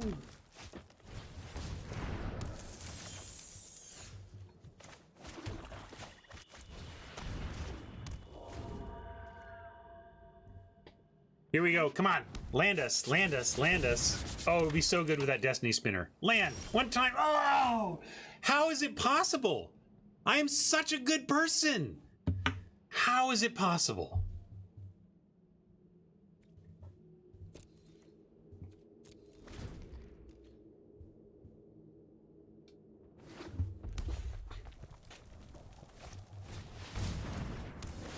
Oh. Now that sinks us. I was actually going to say, you know, this is still fine. If we draw a land on, if we draw a land coming up, it's going to be fine. And now, what were you saying? Like, how soon should we scoop here, folks? How soon should we scoop? Like, we made the decision, and now, you know, we're doing exactly what Oppo did, right? I think we'll wait one more turn, though. Actually, this hand is still quite solid if we find a land. I mean, we're not even out of this yet. We could throw spawn in the yard, but okay, that hurts a lot. Not gonna lie. All right, now between Typhon coming down and failing on here, now we can scoop it up.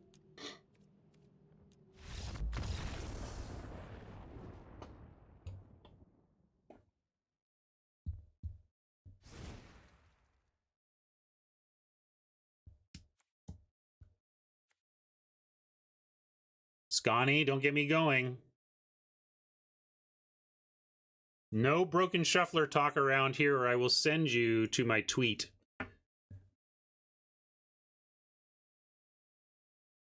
We are seeing nothing that changes anything for us.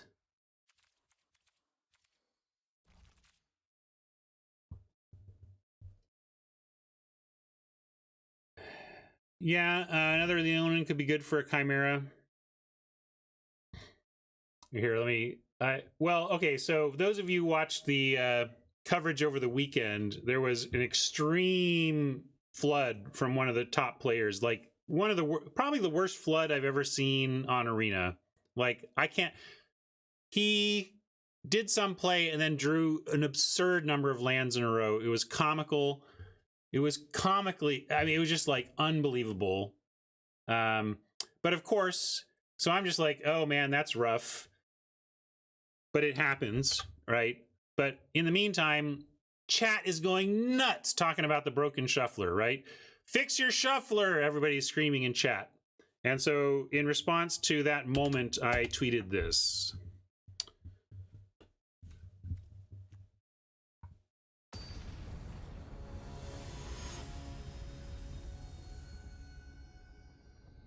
The gist of my tweet, though, is, folks, random number generation and computer-based randomization is not guesswork. People are not just scratching their head and writing new code every time this is needed. There's an established known solution that everybody uses. Like, what do you mean broken shuffler? Anyway, we're gonna play first.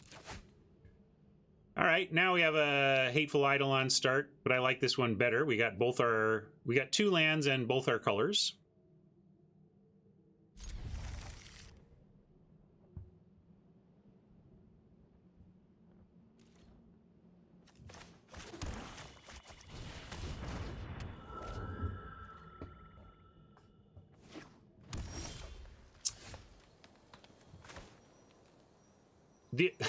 Okay, so for those of you who answer, yeah, but they can be bugged. Okay, then I want you to find, I'll give you my other tweet. So if you're saying, yeah, but standard implementations can be bugged, here's my answer to that.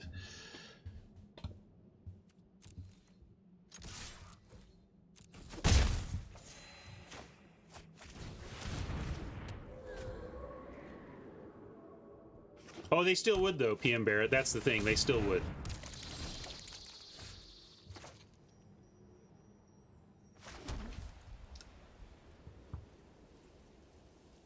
Well, I'm going to say... a little bit weird, but I'm going to attack with the Lampad and not the Eidolon. And then it looks like we're not willing to send the Eidolon into its death, but we're willing to send the Lampad in because it only bounces off. Now, if they go with the turn 3 Loathsome Chimera play, which they do, we get the Blessing play and actually get to eat that beetle.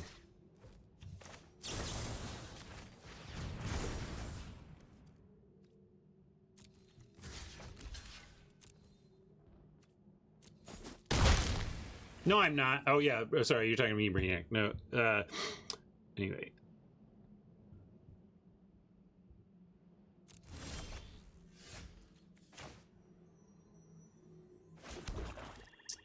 We'll go Peggy here and look to trade off for the Chimera if we can, and then drop Timmy and exile the Chimera.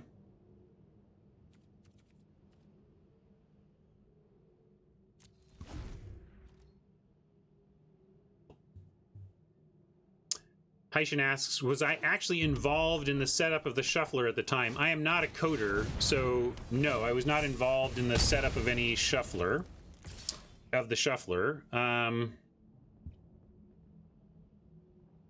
We do have a possible block here to trade, but we're at 24. We can take this hit and see if we march towards bleeping this instead or find something else to do next turn. I don't like trading these off since it would be a 2-for-1. I mean, the Blessing doesn't really even count to me. We just don't get... Yeah, and Timmy gets a big butt, but not big enough to even block this. I say we take this, though, at 24. We have... Eidolon could be too useful, and now Bleepus gets us... Like, the land gets us closer to bleeping next turn. I'm not going to block again, so I'm going to send. And I am going to run Timuret out. This is somewhat risky because we really want Timmy to survive to take out the Chimera from the graveyard after we hopefully bleep it next turn. But we don't really have the luxury of holding Timmy in hand right now.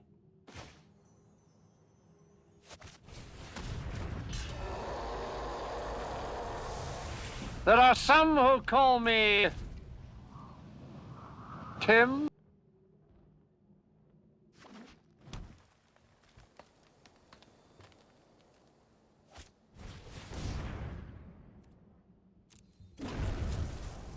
Huh, that's an interesting play, because right now Timmy eats the Rage Hound and then eats it when it's in the yard.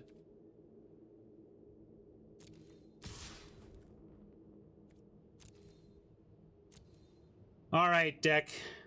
You've been pretty up and down on us today. How about a land off the top? Dealer's choice. Shuffler's choice, but give us a land, please.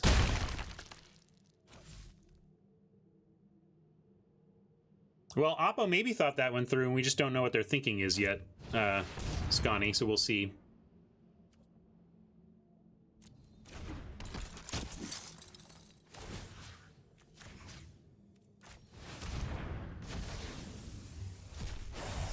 Come on, land us! Land, no land.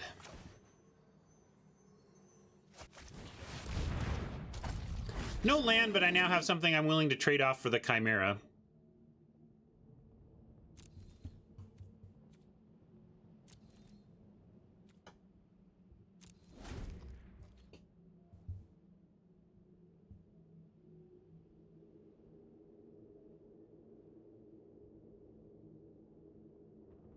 Oh, really, Pink? Some call me Tim was improv. I didn't know that. I don't know, or maybe you're just joking. I don't know. Don't know the history of that script or whatever.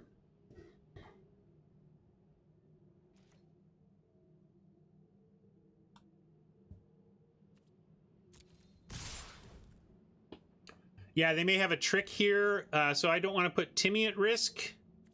But definitely happy to do this and this and see what Oppo wants to do about it. That's awesome, Pink. Thanks for that tidbit. I didn't know that.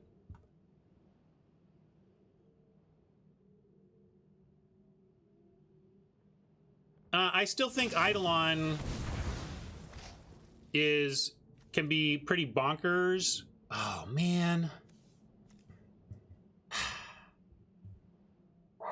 Yeah, there's huge upside to keeping the Eidolon around based on what we could draw. Yeah, well, we can sack, but I can also... I can sack it to the land pad, but the other option is exiling, but I guess we don't want to exile that, so yes, I'll sack it.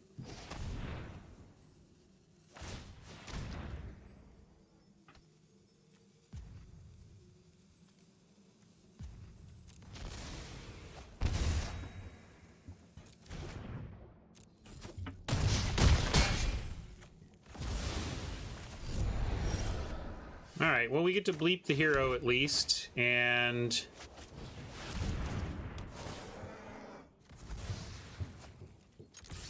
let's see what they got in the yard. Now they get 5 in the yard, so they get one of these 2 back, but not both.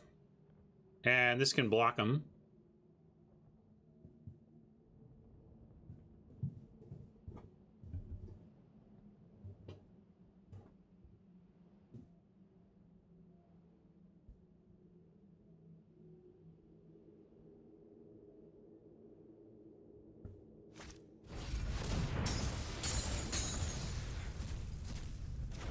How about our Black Omen?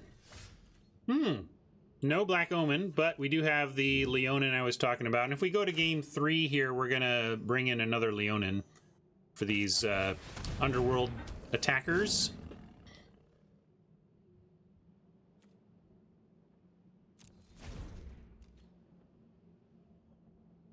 Yeah, Tattersnail, exiling that stuff didn't seem the most important, although I guess it would have potentially kept this off the battlefield. It was a tough choice.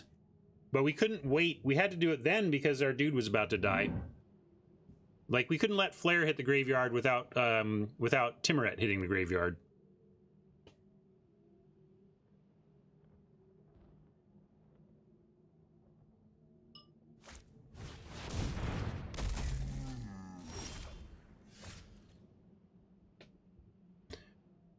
Well, if we attack with 2, the Cyclops can't block. If we... But they might block the Bleepus with the Chimera, so we should play Gary if we're going to attack with multiples, and I think we should. Can we win a race? Like, we Gary... yeah, Gary helps us be able to race here, right? We do a 5-point swing with Gary. They go to 9, we go to 20, and then we get to attack in. If they don't block, yeah, they could crack back for, like, up to half our life total, but then we crack back with basically winning numbers. So I'm gonna play Gary. and swing with our 2/3 power creatures.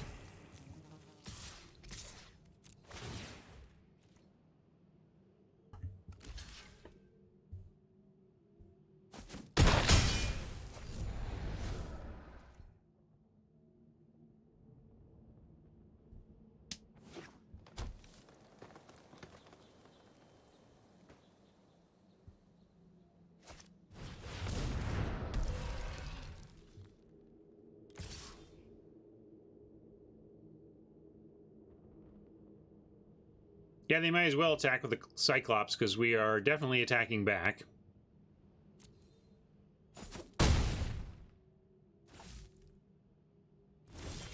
It's like, come on, removal one time. We just find some removal, we just win. As it is, we're going to continue to make the same offer. They probably trade for... Well, we'll see, because trading for Gary is the highest toughness, but trading for Leonin is the highest power. If they trade for Leonin, though, we get to exile one of their chimeras. But we are in race time here, so I'm going to keep attacking.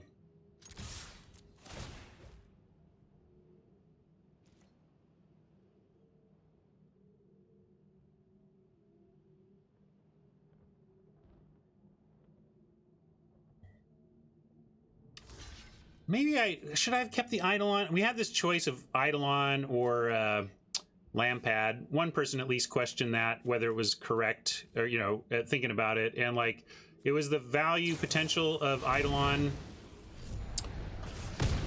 when we find things like Mire's Grasp that made me want to keep it.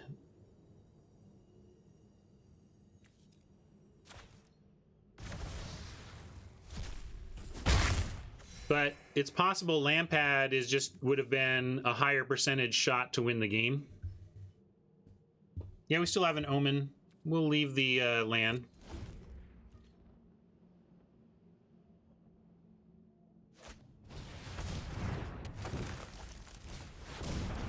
Jeez. And they found a 2-spell. That's pretty bonkers that they found the 2-spell turn. And we're finding land. Wow, not our day. We're just getting worked over the coals here on our fortunes. So now if we send in, we just have bad attacks. They just, Huntmaster gets to eat a big meal and we can't attack.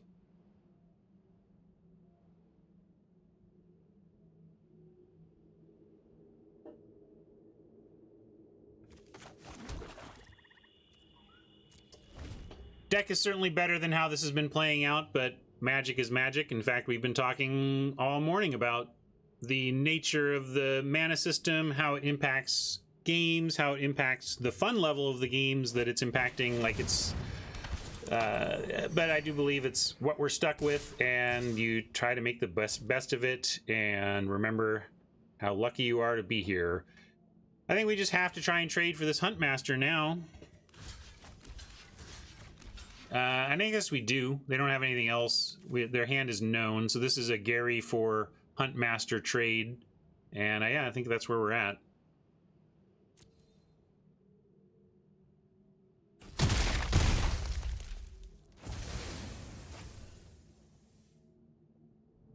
And maybe we find the -3/-3 here, and we still have a chance. That would be a great rip.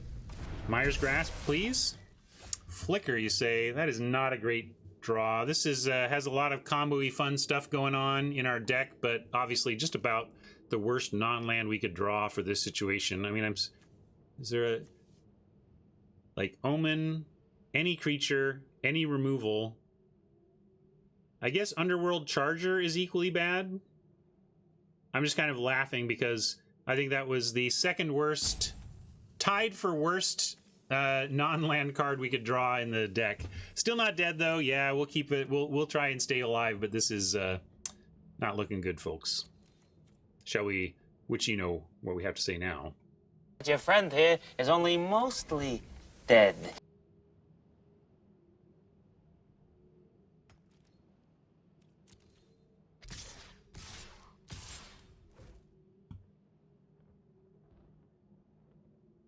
Question is, how do we want to survive? We can survive by chumping with the Eidolon and flickering one of the other ones and only taking 2, or we can survive by just flickering and taking 6. So we're definitely flickering the Chimera. The question is, are we chumping the Cyclops? I suppose the answer is no, because one of our outs here is to find our Mire's Grasp and 2 spell.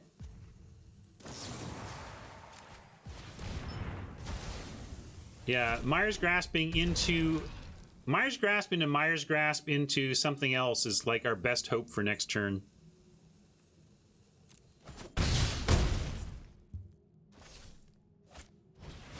And now it barely matters. Some days this is what the magic gods do to you. Brian says it's tragic. I think it's not ideal, but the variance has got to be somewhere. So in Magic, it's here, or one of the places it's here. And it doesn't feel great when it's not on your side, but you just got to remember this happens to both of us. I mean, these are easier for me. Like, I can't say I played perfect Magic today, but I played some tight Magic. I played pretty tight Magic today. There was that, I kind of ended the game early, but I don't think we had a win there. And if you're going to be a dedicated nuts and bolts spike, you've got to remind yourself that it's about the decisions. And on that front, I give myself a pretty solid grade today. Not an A, but I've had a pretty good day on decisions. Yeah, Mabinap, I don't think that was a bad decision. If we had found 1 land in 2 draws, that hand immediately becomes fantastic. Like, fantastic. We find any land, we get Eidolon into... We're talking about the 1-lander we kept. We were on the draw. We had a Swamp, a Hateful Eidolon, a Mire's Grasp, and then a bunch of other cheap stuff. There's not all cheap stuff. I didn't think we had a Catoblepus in there even. You know, we had maybe like a Hierophant and a Catoblepus, Eidolon, Mire's Grasp, Swamp, and a couple of other cheap ones, and we kept it because Eidolon into Mire's Grasp is some game-winning magic, and we just didn't. We never found the other land though, so it looked silly. It looked like they kept a 1-lander and then never did anything and scooped. We had our reason.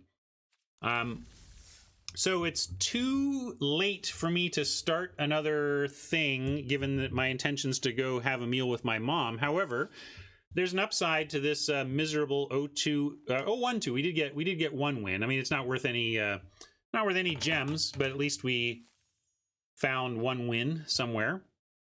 But what I'm going to do is battle some of you guys right now. I want to try this deck. This deck deserves a little more play, so let's get some of that now. Bring out your limited decks. Anybody, if you're in the middle of a Theros event right now, for example, you could log on to your arena, click this Add to Decks button, and we could battle.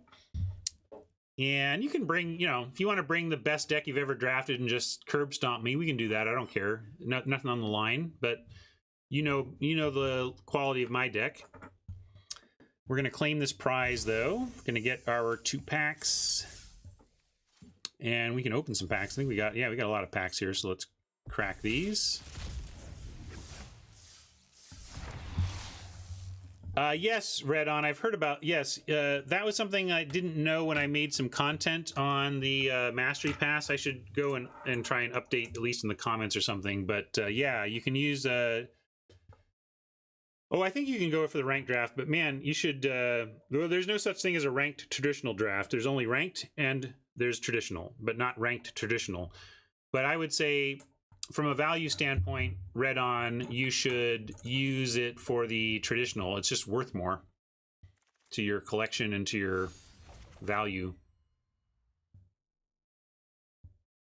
And that's because if you look at the payouts, I mean, if you're terrible at drafting, you could make an argument to go ranked because you would maybe get more gems out of it. But the EV of the 1500 event is going to be better return than the 750.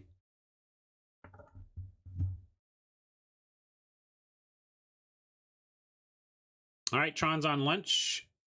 I'm going to battle Tron. And Timnos, you want to get in line? That's cool.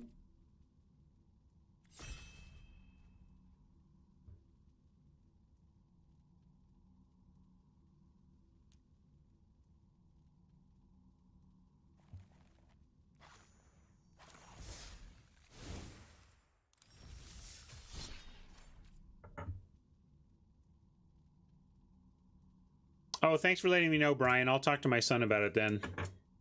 I had kind of I have a meme idea that I floated at Brian, and he liked the idea, but it doesn't sound like he has time to execute. So I'll see if I can't squeeze an hour or two out of my son in the next few days. It's forming naturally right now. Buckeyes in line behind Timnos, and we'll play this. Let me update. This is NA.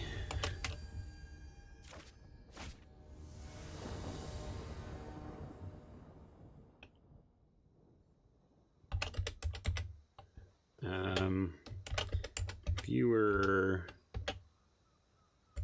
Actually, I'll do chat battle. I don't know if that fits, but it does. Cool. Nice keep. Jinx East. Adelwar, my son has the Adobe suite because he gets a student discount on it.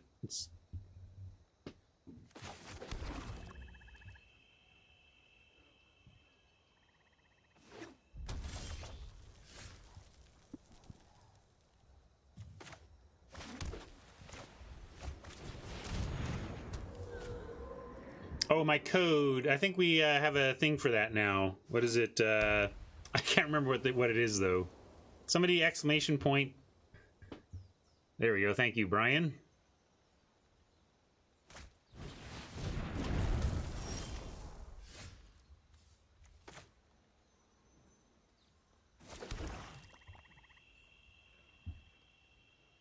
We could grasp this, and it would be fine. Tron's in red-white, though, so maybe they might try and aura it up or something. And we could just Pilgrim for some value. I'm going to go with max mana Pilgrim here. Also thins our deck of one spell, and we do want to find land, so that's not nothing. Yeah, that's true. Although, Brian, I imagine most of my play will be from here. Although, I guess if we're battling limited, it could happen on any account. That's true.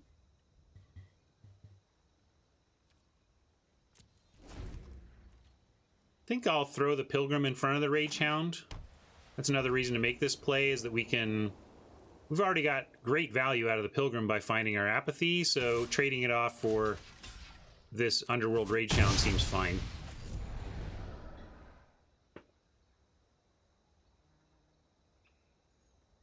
I really like this deck. Just didn't happen today. And that happens, right? It's the nature of the variance.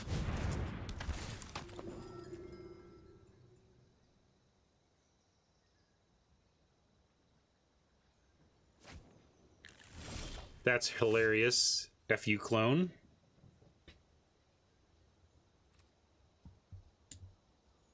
What did they get? They got an Apathy of their own, so we don't want to run Timmy out, or it's just going to get Apathied.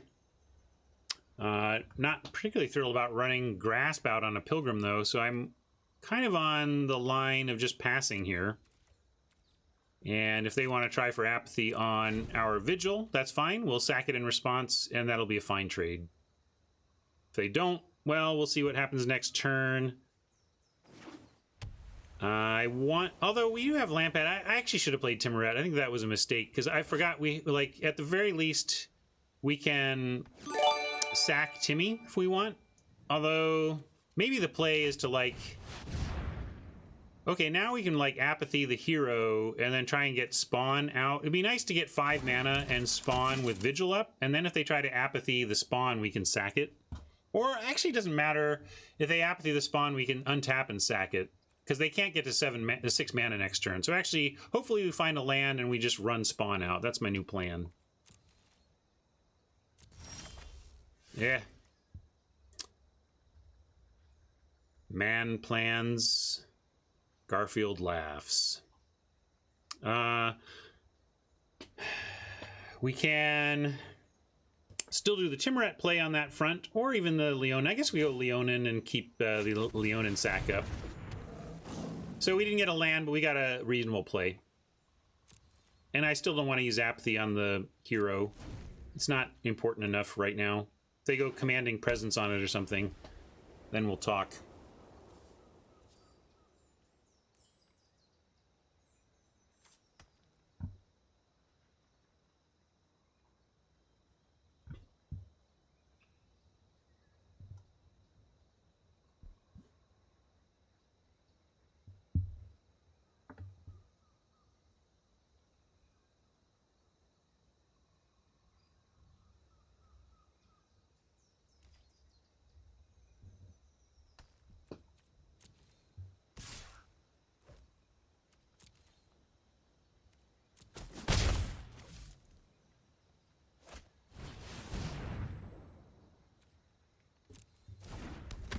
That might be worth a grasp or something.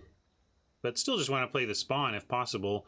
Although now we're in a spot where Tron could find a 6th land, and if we drop out spawn, go apathy, exile. So now I'm not loving the play, actually. And I want to find land.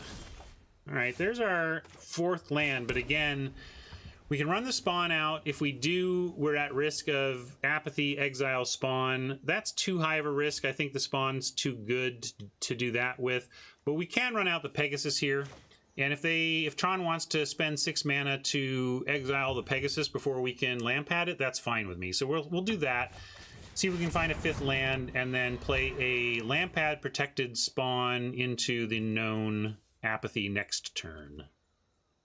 Are we willing to trade Leonin? Yes, because if they want to... Sorry, I should have attacked before I played the Pegasus. But I'm willing to make this trade because it effectively, by eating the Rage Hound, it's very much trading for a card effectively from their hand. Oh, DG Weekly, we went 1 and 2. It stunk. Couldn't quite find our 800 gems back. Just got some bad luck today. Played decently, bad luck though.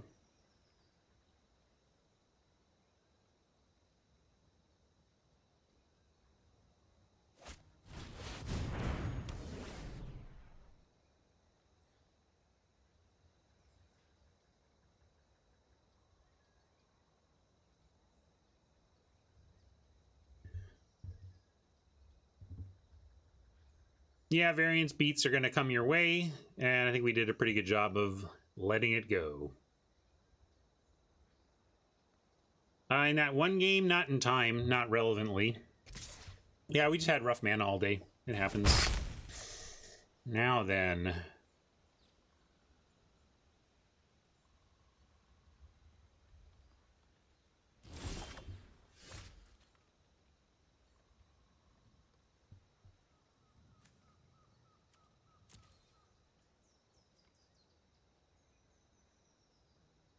If they have another apathy, we could end up losing our spawn entirely, but I think we should go for the spawn play now.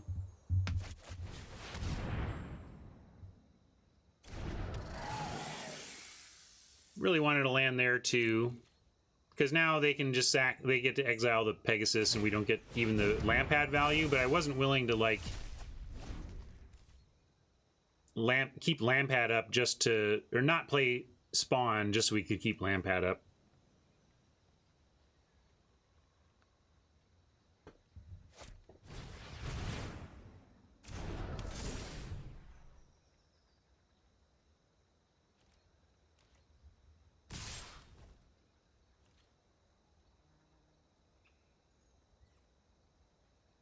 Obviously, Tron would be happy for us to trade for the Oracle since it would exile the spawn. But we're not going to do that. We're just going to take this.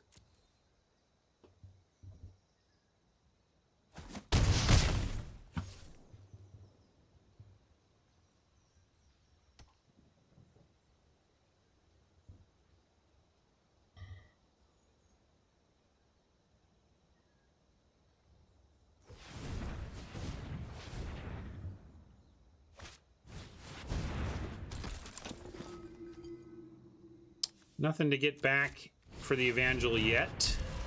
Strong 2-mana Chimera, though. That's a nice play. We got the Grasp for it, fortunately. Let's go Grasp on the Chimera.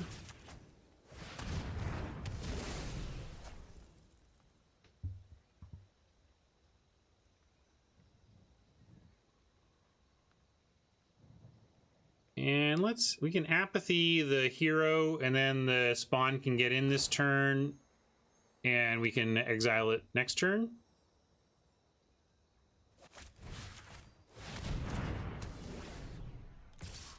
Although maybe the spawn needs to block. Although eventually this Oracle is just going to be, I guess I'm going to attack.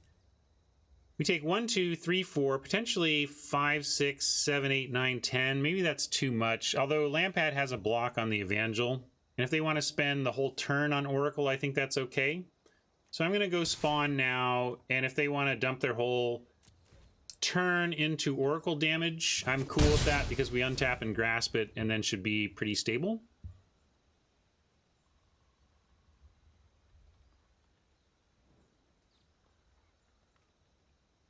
If they have Revoke Existence for the old Apathy, that could be rough, but we got to take our chances on that.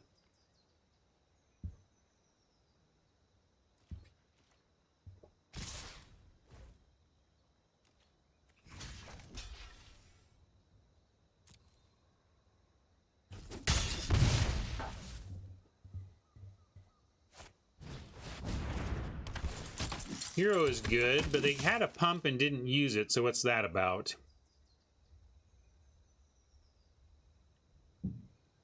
Right now we're suspicious because currently the situation does not explain why they didn't pump the Oracle on attacks. Right? Am I missing some activation? Yeah, so my eyebrow is raised. Although it doesn't make sense, like, they could have pumped the Oracle and still had, like, Blessing available, so it's probably not White Blessing. It's got to be a 2 or 3 mana. Well, there you go. It's Final Flare. That's cool. It doesn't exile it. That's my main thing. And do we want to sack it for life? What are we doing this turn? I think we have to grasp... And that means we're not going to have mana to do anything else anyway, so we might as well sack it for life.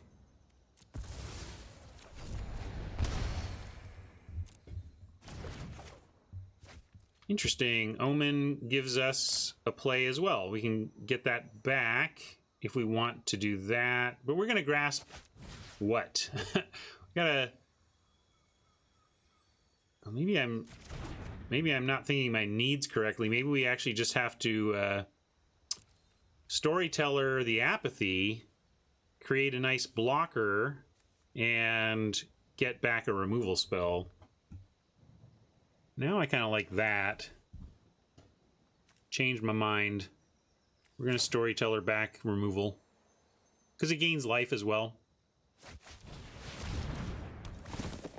Gets us a little bit out of range. We could take the cheaper thing.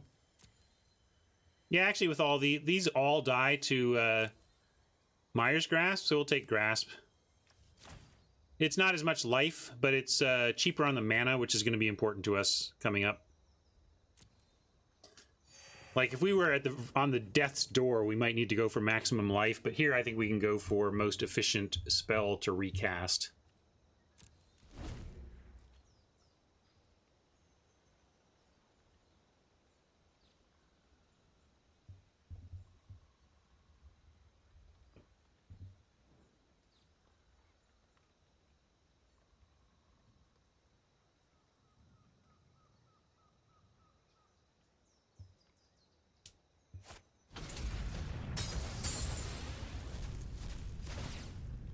Tron's looking to go wide.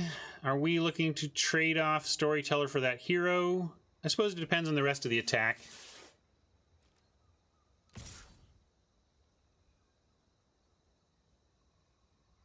Maybe Tron doesn't want to trade the hero.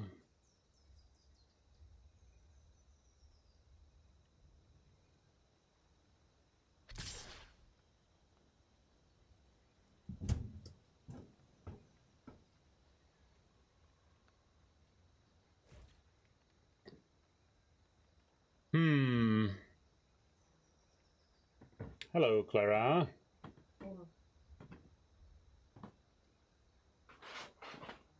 You gonna go see Grandma with me today? Okay, cool. Fortunately or unfortunately, I've bombed out of my event today, so I'm just playing against viewers right now, and we can leave on time.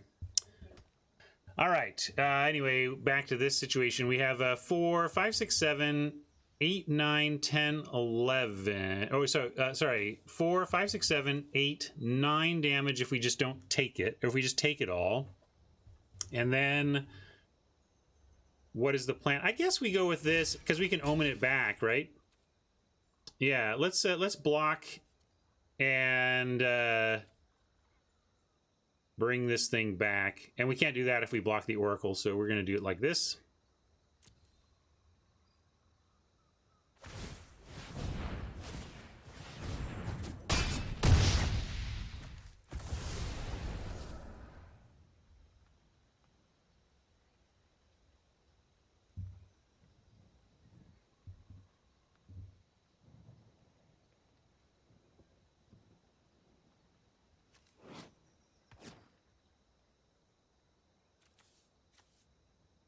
If the eyes goes on the Evangel...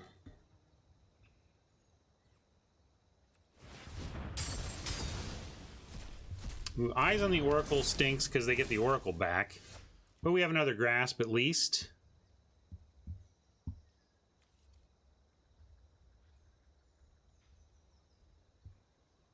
Too bad we can't figure out how to Timuret in time.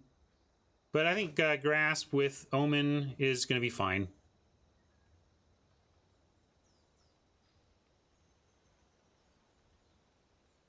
We could Grasp the Evangel first, but we're at 8. If we do that, we're looking at 3, 4, 5, 6 damage on the attack next turn. Oh, we can do both this turn. Never mind. Yeah, sure. I was... sorry, drawing the other grass kind of altered my plan. But yeah, let's go grass, double grass, sorry. I was not thinking about 2 grasps on the same turn in this case. Also was thinking about really wanting to Omen.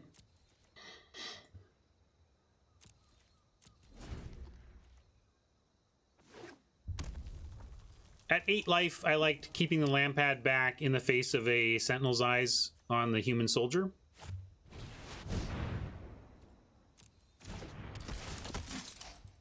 I like Tron's deck. Double hero. Looks good.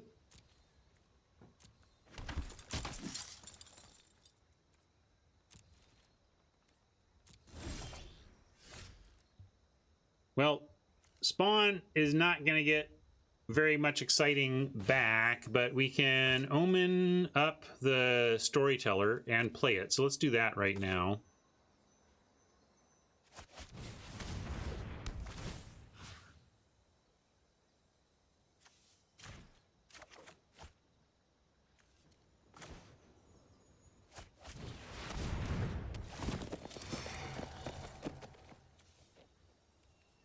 And I'm going to continue Grasp over Apathy.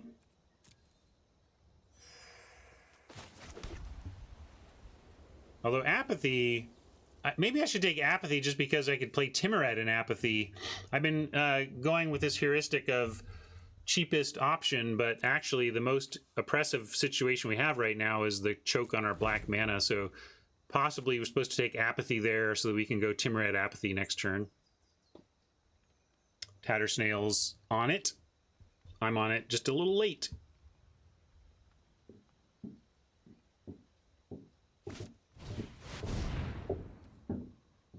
Now we'd love Apathy so we could exile this instead of kill it as well. Maybe need to upkeep Scry. I know we know we're going to be getting those, so we're not going to Scry. Durr.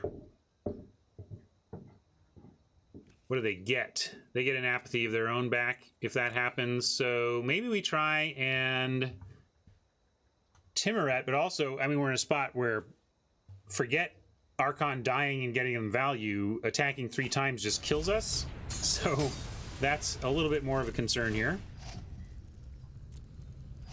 Yeah, Grasp over Apathy was a minor mistake until the Archon showed up. Now it's feeling super important.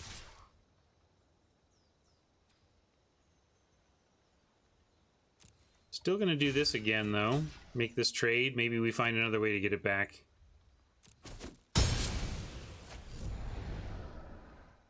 Yeah, that's a good point. We can at least make the Archon small. Maybe that's the best of both worlds. A 1/1 Archon.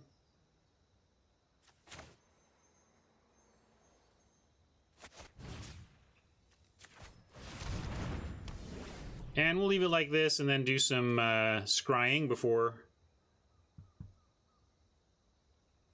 our next turn. Yeah, this is hardly the answer to winning the game, but it is an answer to not losing the game at the moment.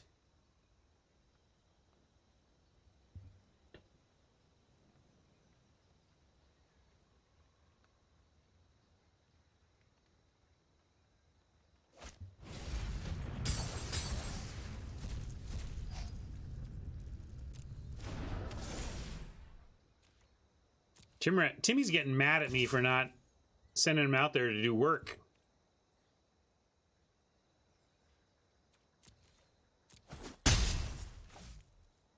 So, if we can put a swamp on our deck, are we supposed to? Probably not. Still just want to find another swamp naturally, and for now, look for action. Is this the action we're looking for? Blessing. None of these actually stop a 2-power flyer. That's currently our problem. So I gotta let both of these go as not actually solving our immediate concern, which is too bad because it's 2 spells. You normally don't like to scry spells to the bottom, but when you've got a problem you can't solve, you got to do what you got to do. All right, well, there's at least our other swamp. Another swamp. We can run out Timmy for full memes. There are some who call me Tim.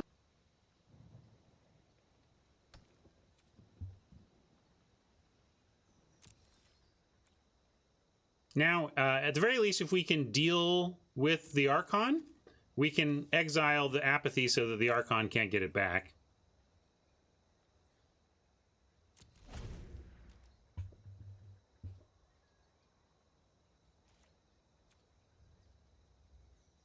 Yeah, Alucardio, we 1-2'd. Unfortunately, our day against randos is already over.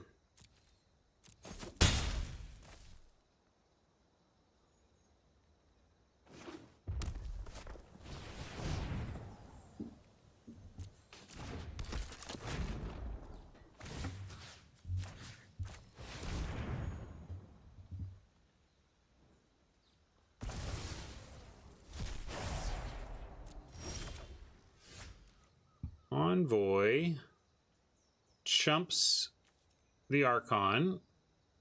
I'm going to start with a spawn for now. We'll see about running the Envoy out for the chump in a little bit here. We're kind of done with our recursion, though, between Omen and Laguna Band already being in the bin. I think we don't have any more recursion. But we should leave the creatures in case we need life for Timmy. So I'm going to do it like this.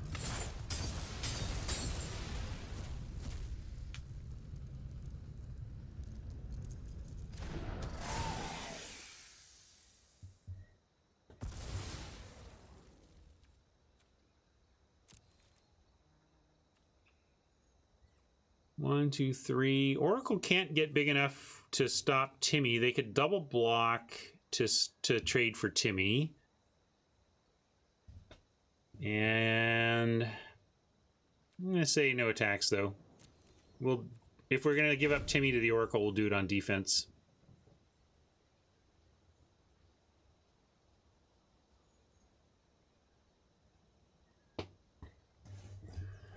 Why do we play this game, Craig?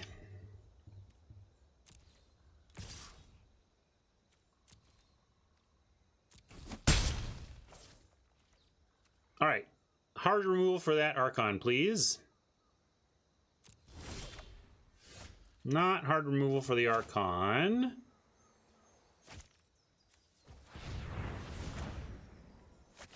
I'm gonna go Envoy.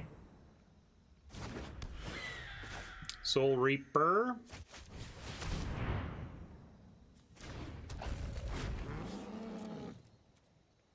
And we might risk going to 2. I don't want to lose to burn. I mean, Red Omen finishes us off if we allow that Archon to hit us. But if they do go for Red Omen, we can sack something with Lampad in response to not die.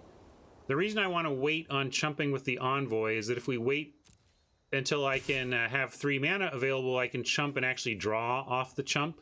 And that's really appealing. And since we can live through a Red Omen, I'm just going to try and go to 2 here.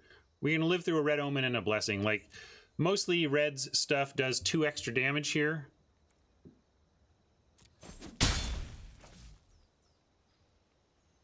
Yeah, well, we could do it like in response to us dying. There's a couple of ways we can gain. We could gain some life from our own creatures. We do have this escape, though. I'm not quite willing to chew up our own creatures just to have some life right now when we're about to untap with a lot of mana available for that. We can do that in desperation if we need to. Because see, we're going to flood, so might as well. I'm going to play this, though, since we are... I mean, it exposes us completely, but the plan is the plan. We're going to envoy, block, and hope it's good. We can send in the spawn here. 5 and 4 is 9. They can pump 4 times for 6, which is enough to exile the spawn. But if they do that, we can sack it to Timmy. Yeah, so I'm going to go ahead and attack. Oop, no, not with everything. I mean with this. I'm going to attack with this and this alone.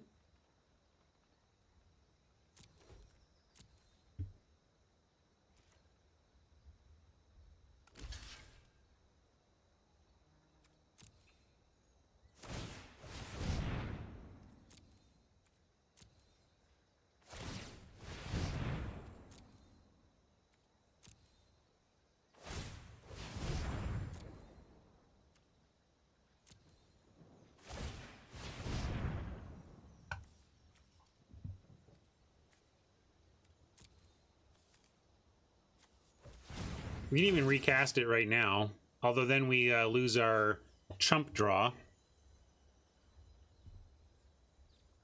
Oh no, that's not what I meant to do. I'm trying to do this.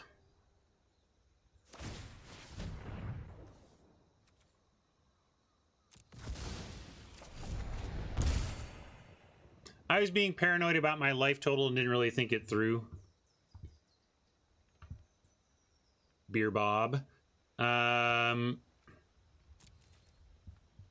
So spawn comes back. They lose another soldier. I'm going to go block draw here. We can spawn next turn because we might need to block 2 things and draw. Like we have 2 draws here, so we might go block, block, draw, draw.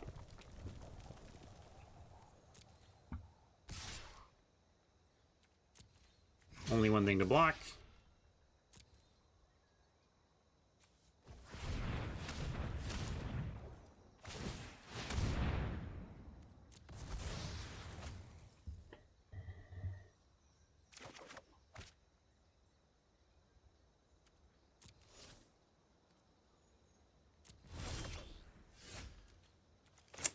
That kind of day, folks. That kind of day. We're not dead, though.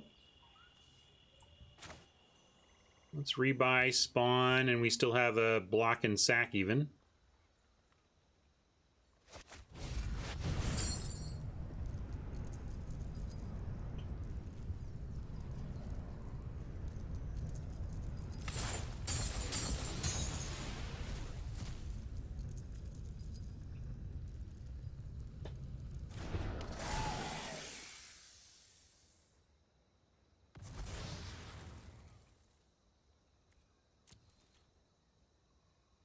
Any attacks here? We could send in Soul Reaper. I would trade Soul Reaper for either of these.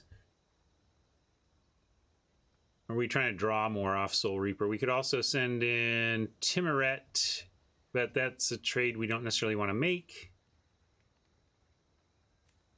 I'm going to send the Reap.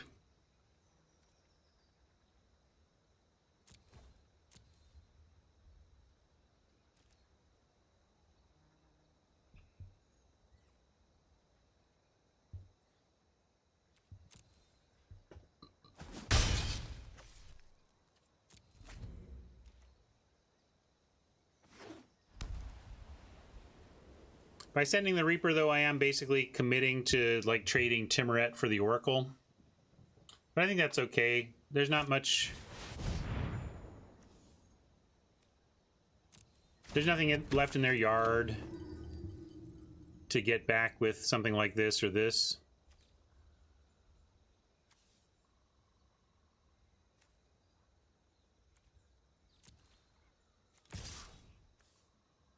Although I guess they get Sentinel's Eyes back. They get that back anyway. No, that's the only thing they're attacking with, so we'll go to 1. Maybe? I mean, yes, we can see their hand. Are we eating our own dead?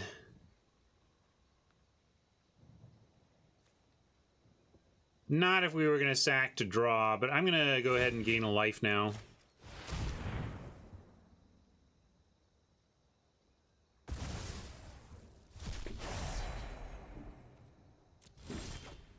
Apathy!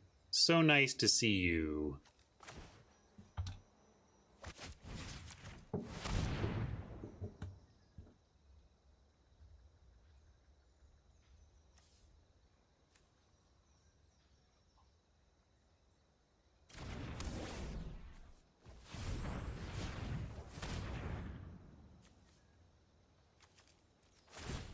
I'm going to do this now to get that all in the yard so that we can exile it.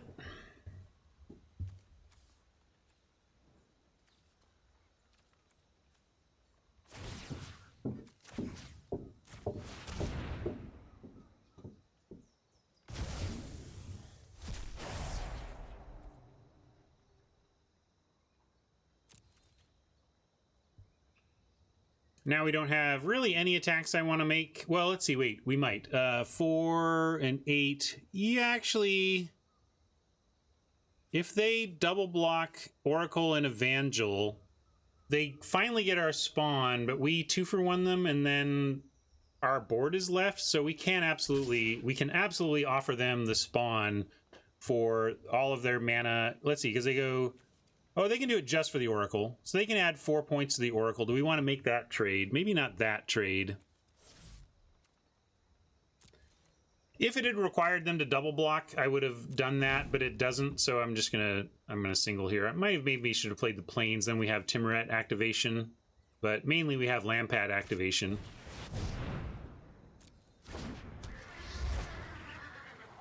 More air trouble for us just when we thought we were done. Tron finds another flyer. So now we are at find another answer or need to gain some more life.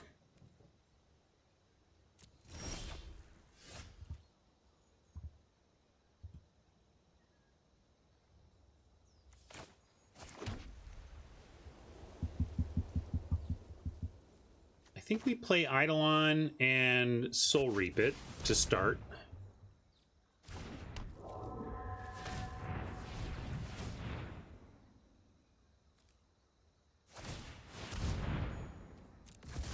This gets us to 3, or this will allow us to get to 3 life if needed, and we found removal for the flyer. So there you go. I'm going to let him activate, though.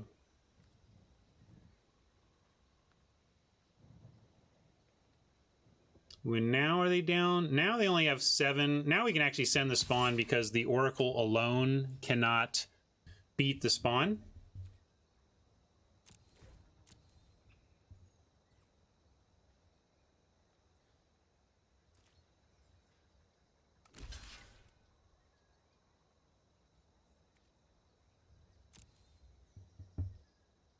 By my math, anyway. Was I wrong? I think the Oracle alone can't beat the spawn.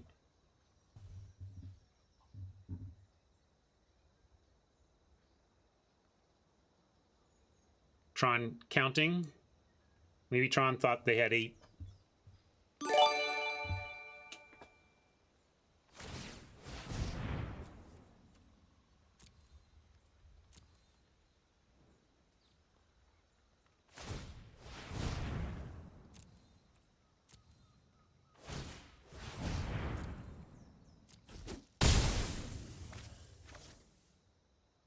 Tron punt, magic is hard. And I'm not going to even mess around. I'm just going to get it right now. I don't know what reasons there might be. I'm going to go to my graveyard, and I'm even going to get my Eidolon, because I want the life.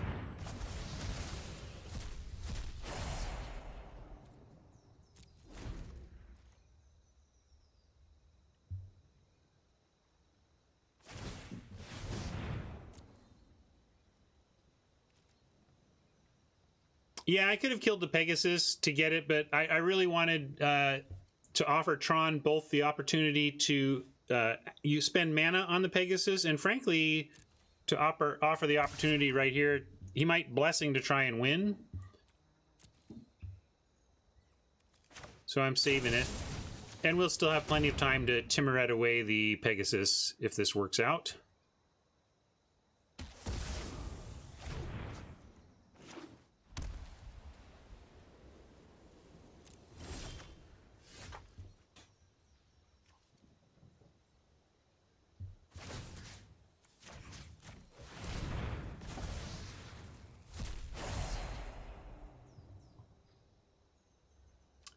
Now then, we have a nice life cushion. They're out of cards. Dawn Avengel only attacks for 2, and nothing we have dies to it. I'm actually swinging out.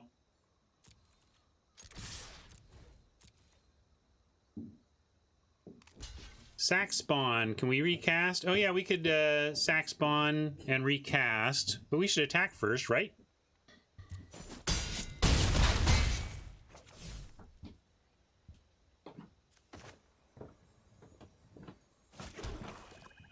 Yeah, we got 3 cards in the yard, and that's what the spawn needs. I like it. Let's do it. In fact, we can go 1, 2, 3. We can actually Soul Reap the spawn, draw another card, and still get it done.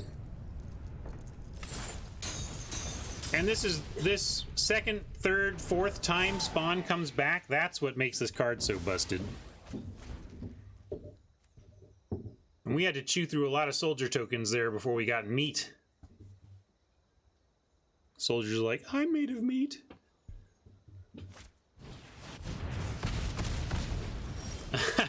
Well played, Tron, well played. That was a good one. All right, I'm going to play one more. I think we had... Who was next in line? I forget. You tell me. Was it... Wasn't it Buckeye? Was Buckeye next, or Buckeye was third? Can't remember. Timnos. Yes, it was indeed Timnos. GG Tron. That was a great one. I'm liking this play your limited decks, because we can take a disappointing deck finish and get some more action out of it. So I'm going to wait for Timnos to challenge me. Just make sure to change your deck size to 40, Timnos. That's the thing people forget. Or I could challenge you. But I assume you'll let me know when you're ready. Okay, just not here yet.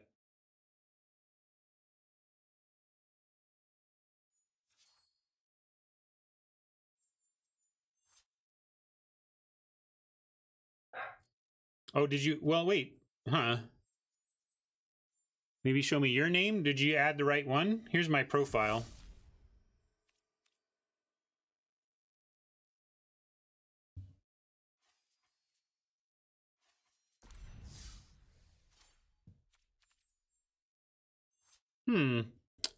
What's your numbers, Timnos? Maybe I can add you? Maybe you're not actually online.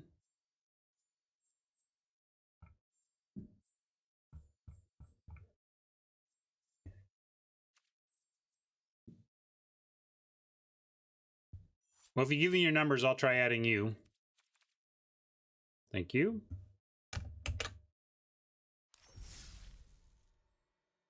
I don't even know where. How do I? Oh, here, right? Here? Here we go.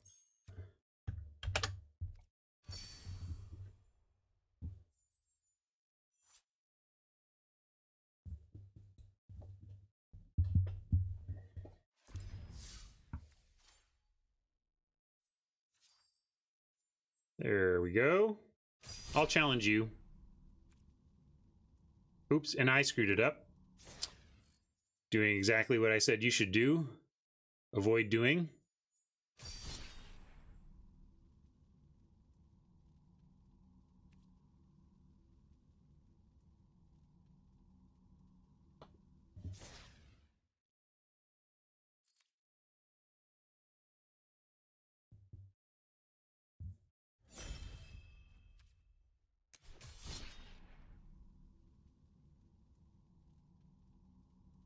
Yeah, it's random. As far as I know, it's random.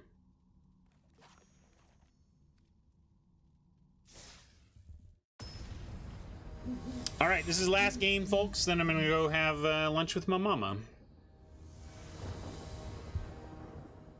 Not my Motor City mama, my biological mama. Someday, lunch with Motor City mama. Someday.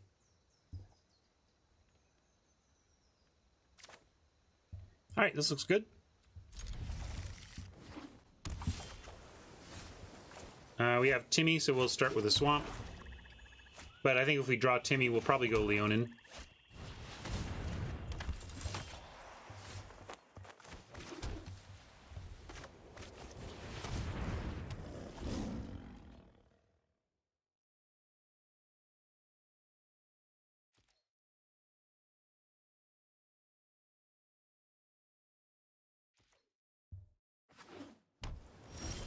I've seen worse.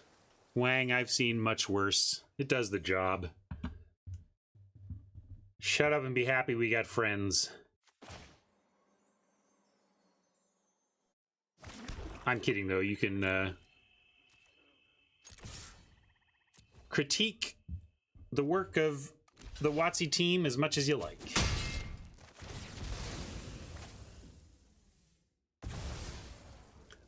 Given we have spawn in hand, I figured we're willing to start trading.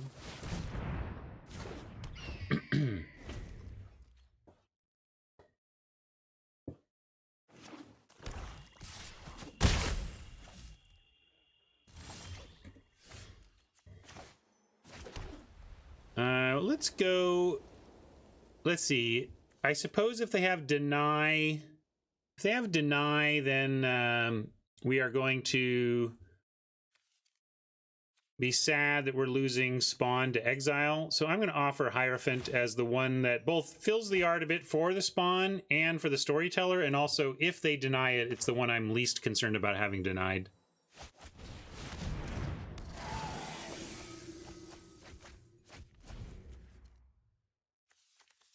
Got some action for the Storyteller if we want the Envoy. I don't know if we do, though. Probably just want to try and get the apathy back after using it at some point.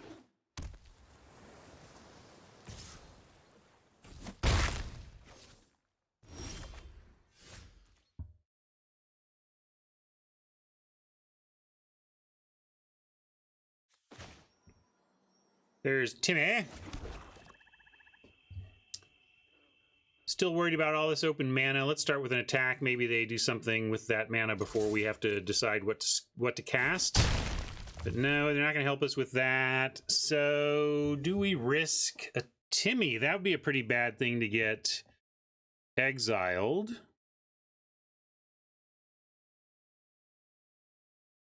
Go with Spawn. We could try we could just put the apathy on the goal. We could just let this go.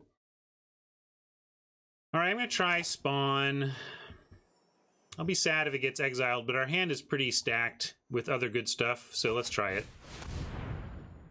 If it just gets countered with like the 4-mana spell or whatever, that's fine too. It's specifically apathy was the only thing I was... Not apathy, specifically deny was the counter I was worried about.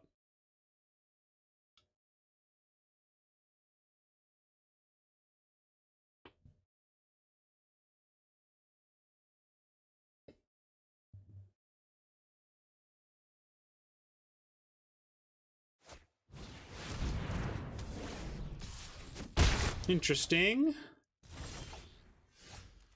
Do we have things that sack enchantments? I don't know. I don't think black does. So this might be gone for good.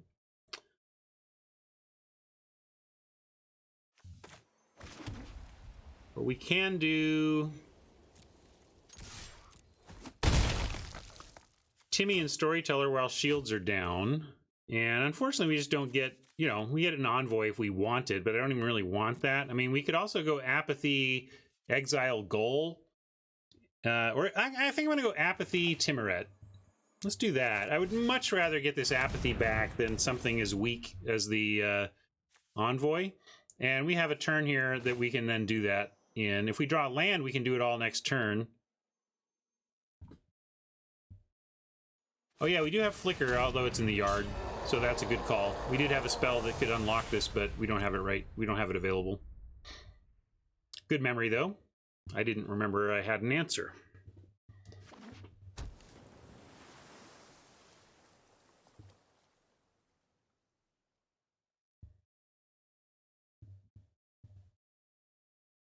No, we don't have a libation. That would be an answer too, which is what Raptor's getting at. We could name enchantment, and the only enchantment they have is one with the stars.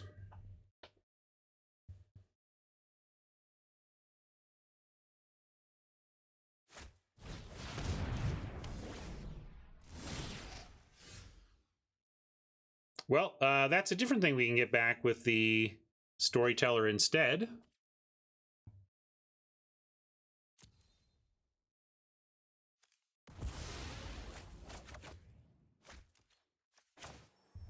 So we found a plains. We can Lagona and Exile, or we can Lagona... Yeah, I guess we just Lagona Exile. I'm not going to re-apathy. But we'll start with an attack.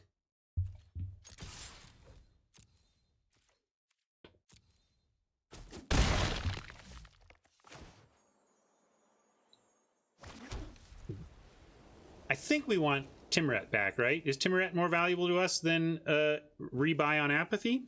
I'm not sure. Double apathy is pretty darn good with a 3-3 and a 3-4. Maybe I'm just overthinking Timmy here. Yeah, let's just get apathy. We'll get you later, Timmy.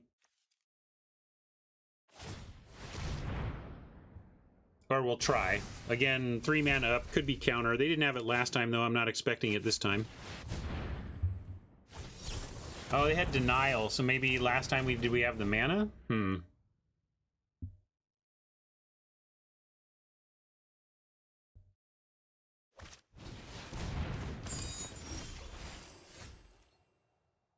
Well, I'm going to try again.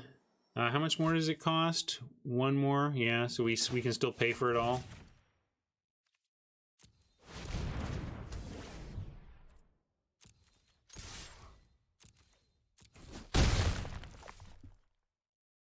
Sorry, Craig.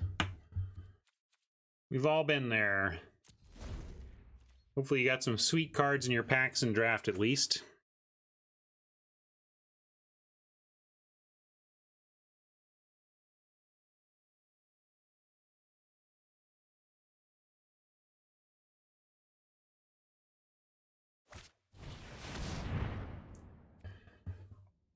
A spawn of their own. Well, that makes me want Timmy back.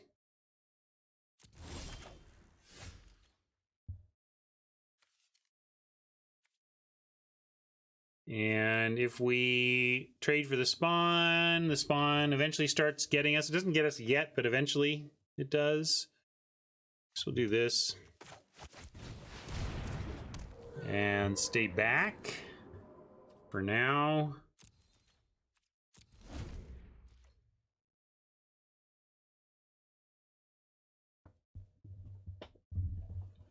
It's probably just Calliope.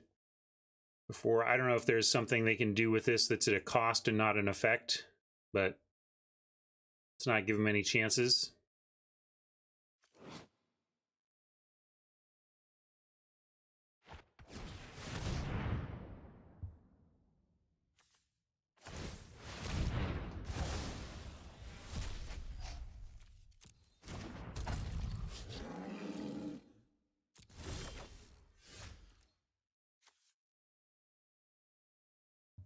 Well, can't block, but it doesn't have to attack, so we run it out and decide our plan.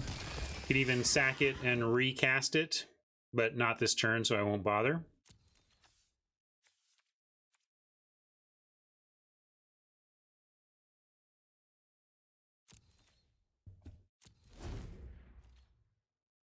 But just charging until the end of the game is reasonable.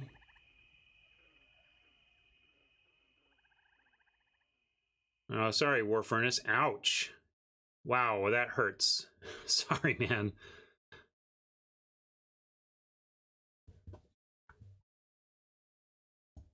What a brutal start to best of 3, Furnace. Ouch.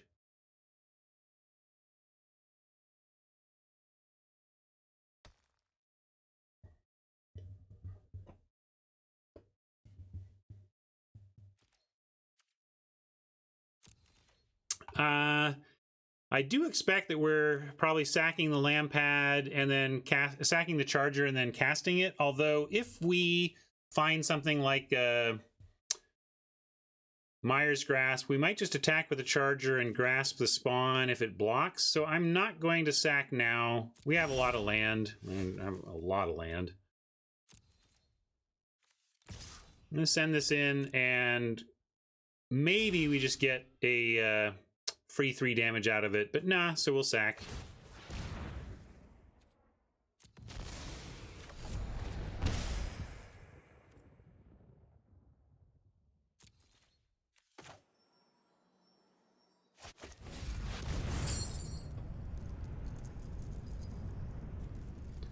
Flicker, we're never getting back.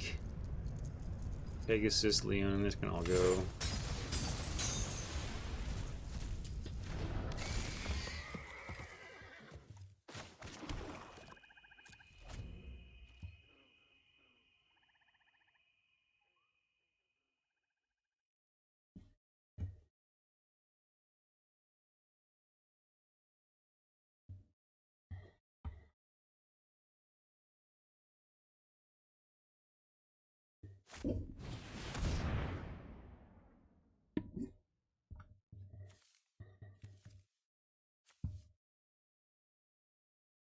No, we can let this land anyway.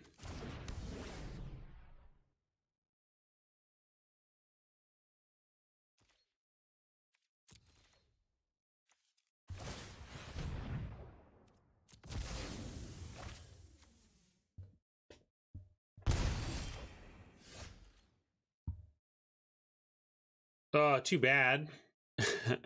Oh, we didn't control an aura on it anyway, so that wouldn't have done anything. Let's send just the charger. See what they want to do. Double block and kill it, probably, but then we rebuy. And no need to give them a spawn out of it when we just want something to die here. Spawn in the yard would allow them to bring this back on their turn and just have us lose one of our creatures anyway. We have an Eidolon. At least Eidolon is good for eating a spawn return. I'm gonna go Eidolon Charger, though. Oh. There was a pause. That scares the heck out of me and makes me think maybe we don't want to charge, but we really don't have a choice. If they have a counterspell, fine. They counter this. Hopefully it's not the deny and we still get to rebuy this later.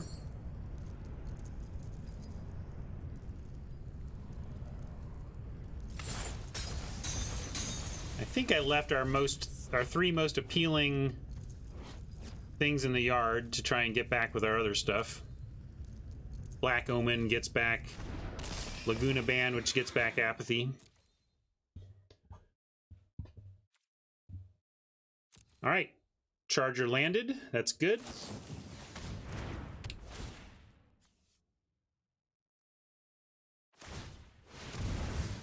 Bottom.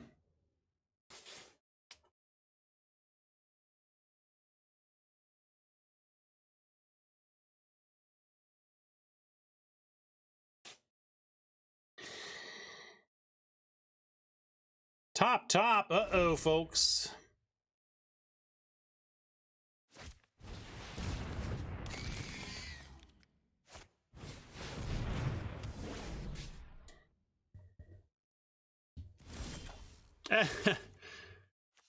Yes. You know it. You love it. Hierophant gets blocked by the spawn, then the spawn does damage, so we gotta say no attacks here. Kind of trying to win off Gary at this point.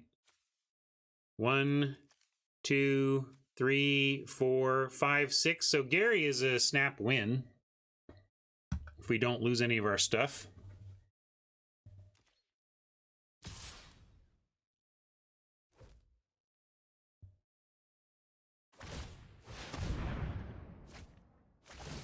Let's just draw Gary and I can go to lunch with my mama.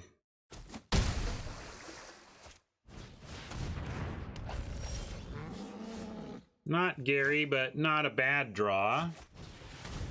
Not the best, though.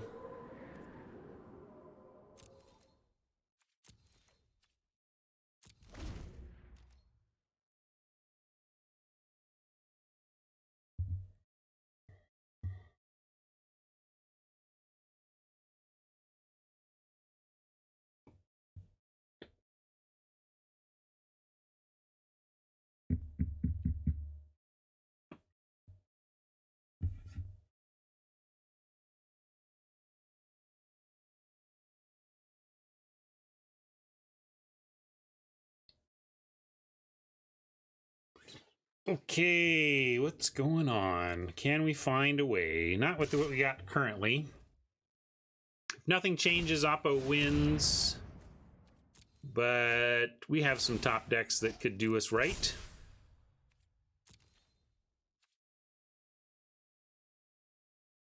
Yes. Streaming as usual tomorrow. I mean, heck, I'm streaming as usual today. I try to finish by noon normally. It just sometimes doesn't happen. How about a Myers Grasp? That'd be nice.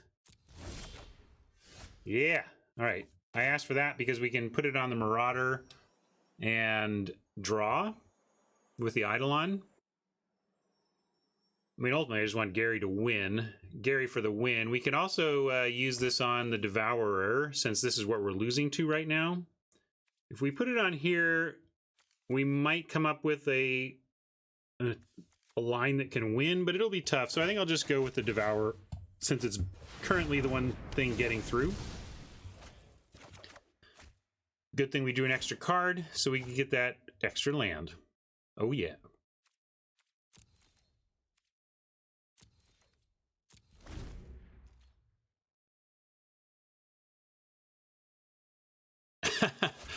Ah, yes, Fluffy. But also, Fluffy, had you ever watched yourself play before, really? Like, do you, because Fluffy's talking about having battled me earlier and then went back and watched it and saw a bunch of mistakes. And really, if you're trying to improve and you don't have a friend who's going to be like helping you catch your stuff as it's happening, go back, you know, record yourself playing, go back and watch. And it's amazing how many mistakes you find when you're an observer of your old self piloting as opposed to what you see in the middle of piloting. And it also speaks to something that I've been mulling about in my head recently because, sorry, Tim Nose, give me a second to talk about this. Someone was talking about how in chess, we talk about seeing the lines, right? When chat punts me, when chat catches me in a mistake, I mean, essentially, that's like the skill level in Magic, right? That's skill at work. Did you see the line or not? And the most skilled players are the ones that see the most lines. But I was reading someone's commentary about how in chess, a lot of chess players think of the ability to see lines or not as a function of luck as well, right? Like that whether or not I see a given line at a given moment is heavily about what my brain is capable of. But it's wavering around my average, right? On a given day, I'm going to be better or worse at seeing lines. At a given moment, I'm going to be better or worse at seeing all the lines. And so something that coming back and watching yourself later does is that you're at a different point on your line awareness timeline, and you just see different lines. It's really a way to strip bare how weird our brains are and how the same person in one moment in time is going to see different strategies and lines than the same person at a different moment in time. So anyway, thank you, Tim Nose, for hanging with me there. Now let's see. This is indestructible 5/3. I think we just take it and go to 5, but we are in a tough spot here and need a top deck. But I'm not willing to just chump here.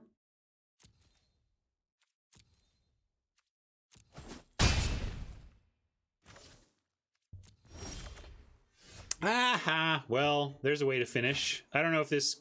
I don't think we're dead, but that was not a very useful draw. Been that kind of day. Trouble is Berserker... Oh, no, this isn't the Menace one. Any of these have Menace? No Menace here. Alright, without Menace, we can live.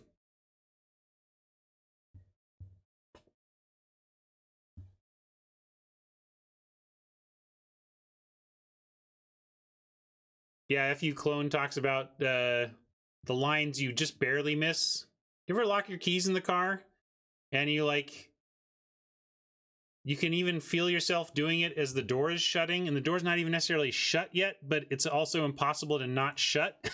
And Yeah, that's how mistakes in Magic are sometimes. Like, oh no, I'm making a mistake. Oh, it's made. Oh well.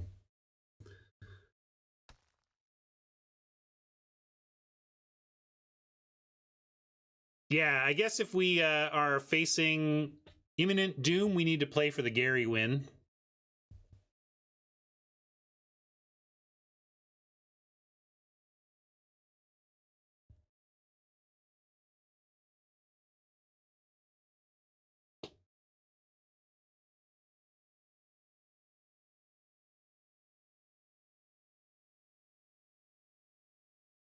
Yeah, people don't really lock their keys in the car anymore. I'm kind of almost showing my age by talking about the experience of locking one's keys in the car. My car recognizes my voice. I just say open and it opens. I don't know what you're talking about, Ryan.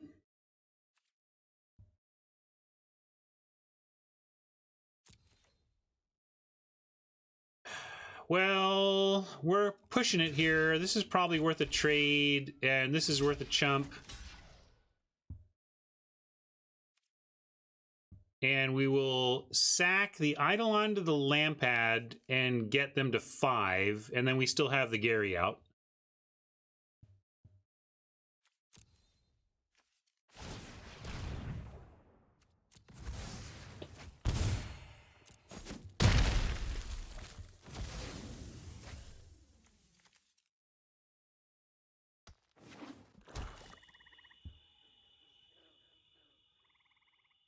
All right, here we go. Top deck for the not loss. Grasp. Oh, you're like a turn late. This grasp would have been so good while we still had Eidolon out. As it is, it does buy us a turn, so let's get rid of this Marauder. And hunt for Gary. Stay back to block the Sea Guard.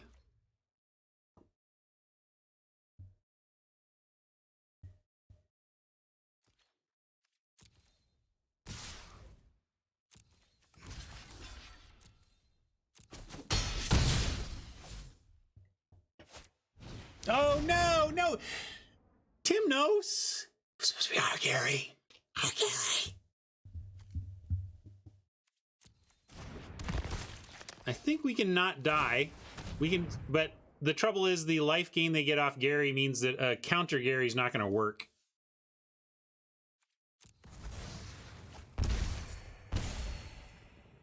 Now we're going to draw Gary, and it's not going to be enough. We didn't draw Gary, but we did. We're going to punish Gary for taking away our outs. Out Gary'd by Timnos. GG Timnos.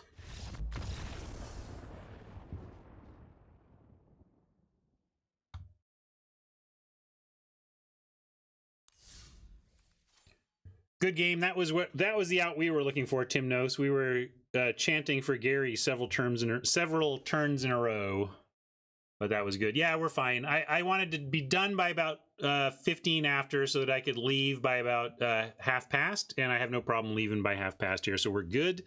I am going to find somebody to raid, though. First, we're going to say goodbye to YouTube friends. Thanks for hanging out for the draft and those post games against the viewers. Always a fun way to kind of mitigate the pain of a quick gem-free event loss, and had a lot of good fun playing today despite the lack of gem return. Let's look for a host target, raid target. Use Tupperware, Nerd Girl. Let's go. Let's see what Tupperware and Nerd Girl are doing. Tupperware is drafting on Magic Online. Nerd Girl's not playing Magic. They're playing Stardew Valley, so I'm gonna skip that. What's Martin doing, or Huey? Maybe Martin or Huey. Or we can go watch, if you don't mind going to watch Magic Online, I can send you to Tupperware. That's standard. Huey is doing standard. I'll at least send you to Tupperware because he's drafting. And return the favor. Tupperware visited yesterday.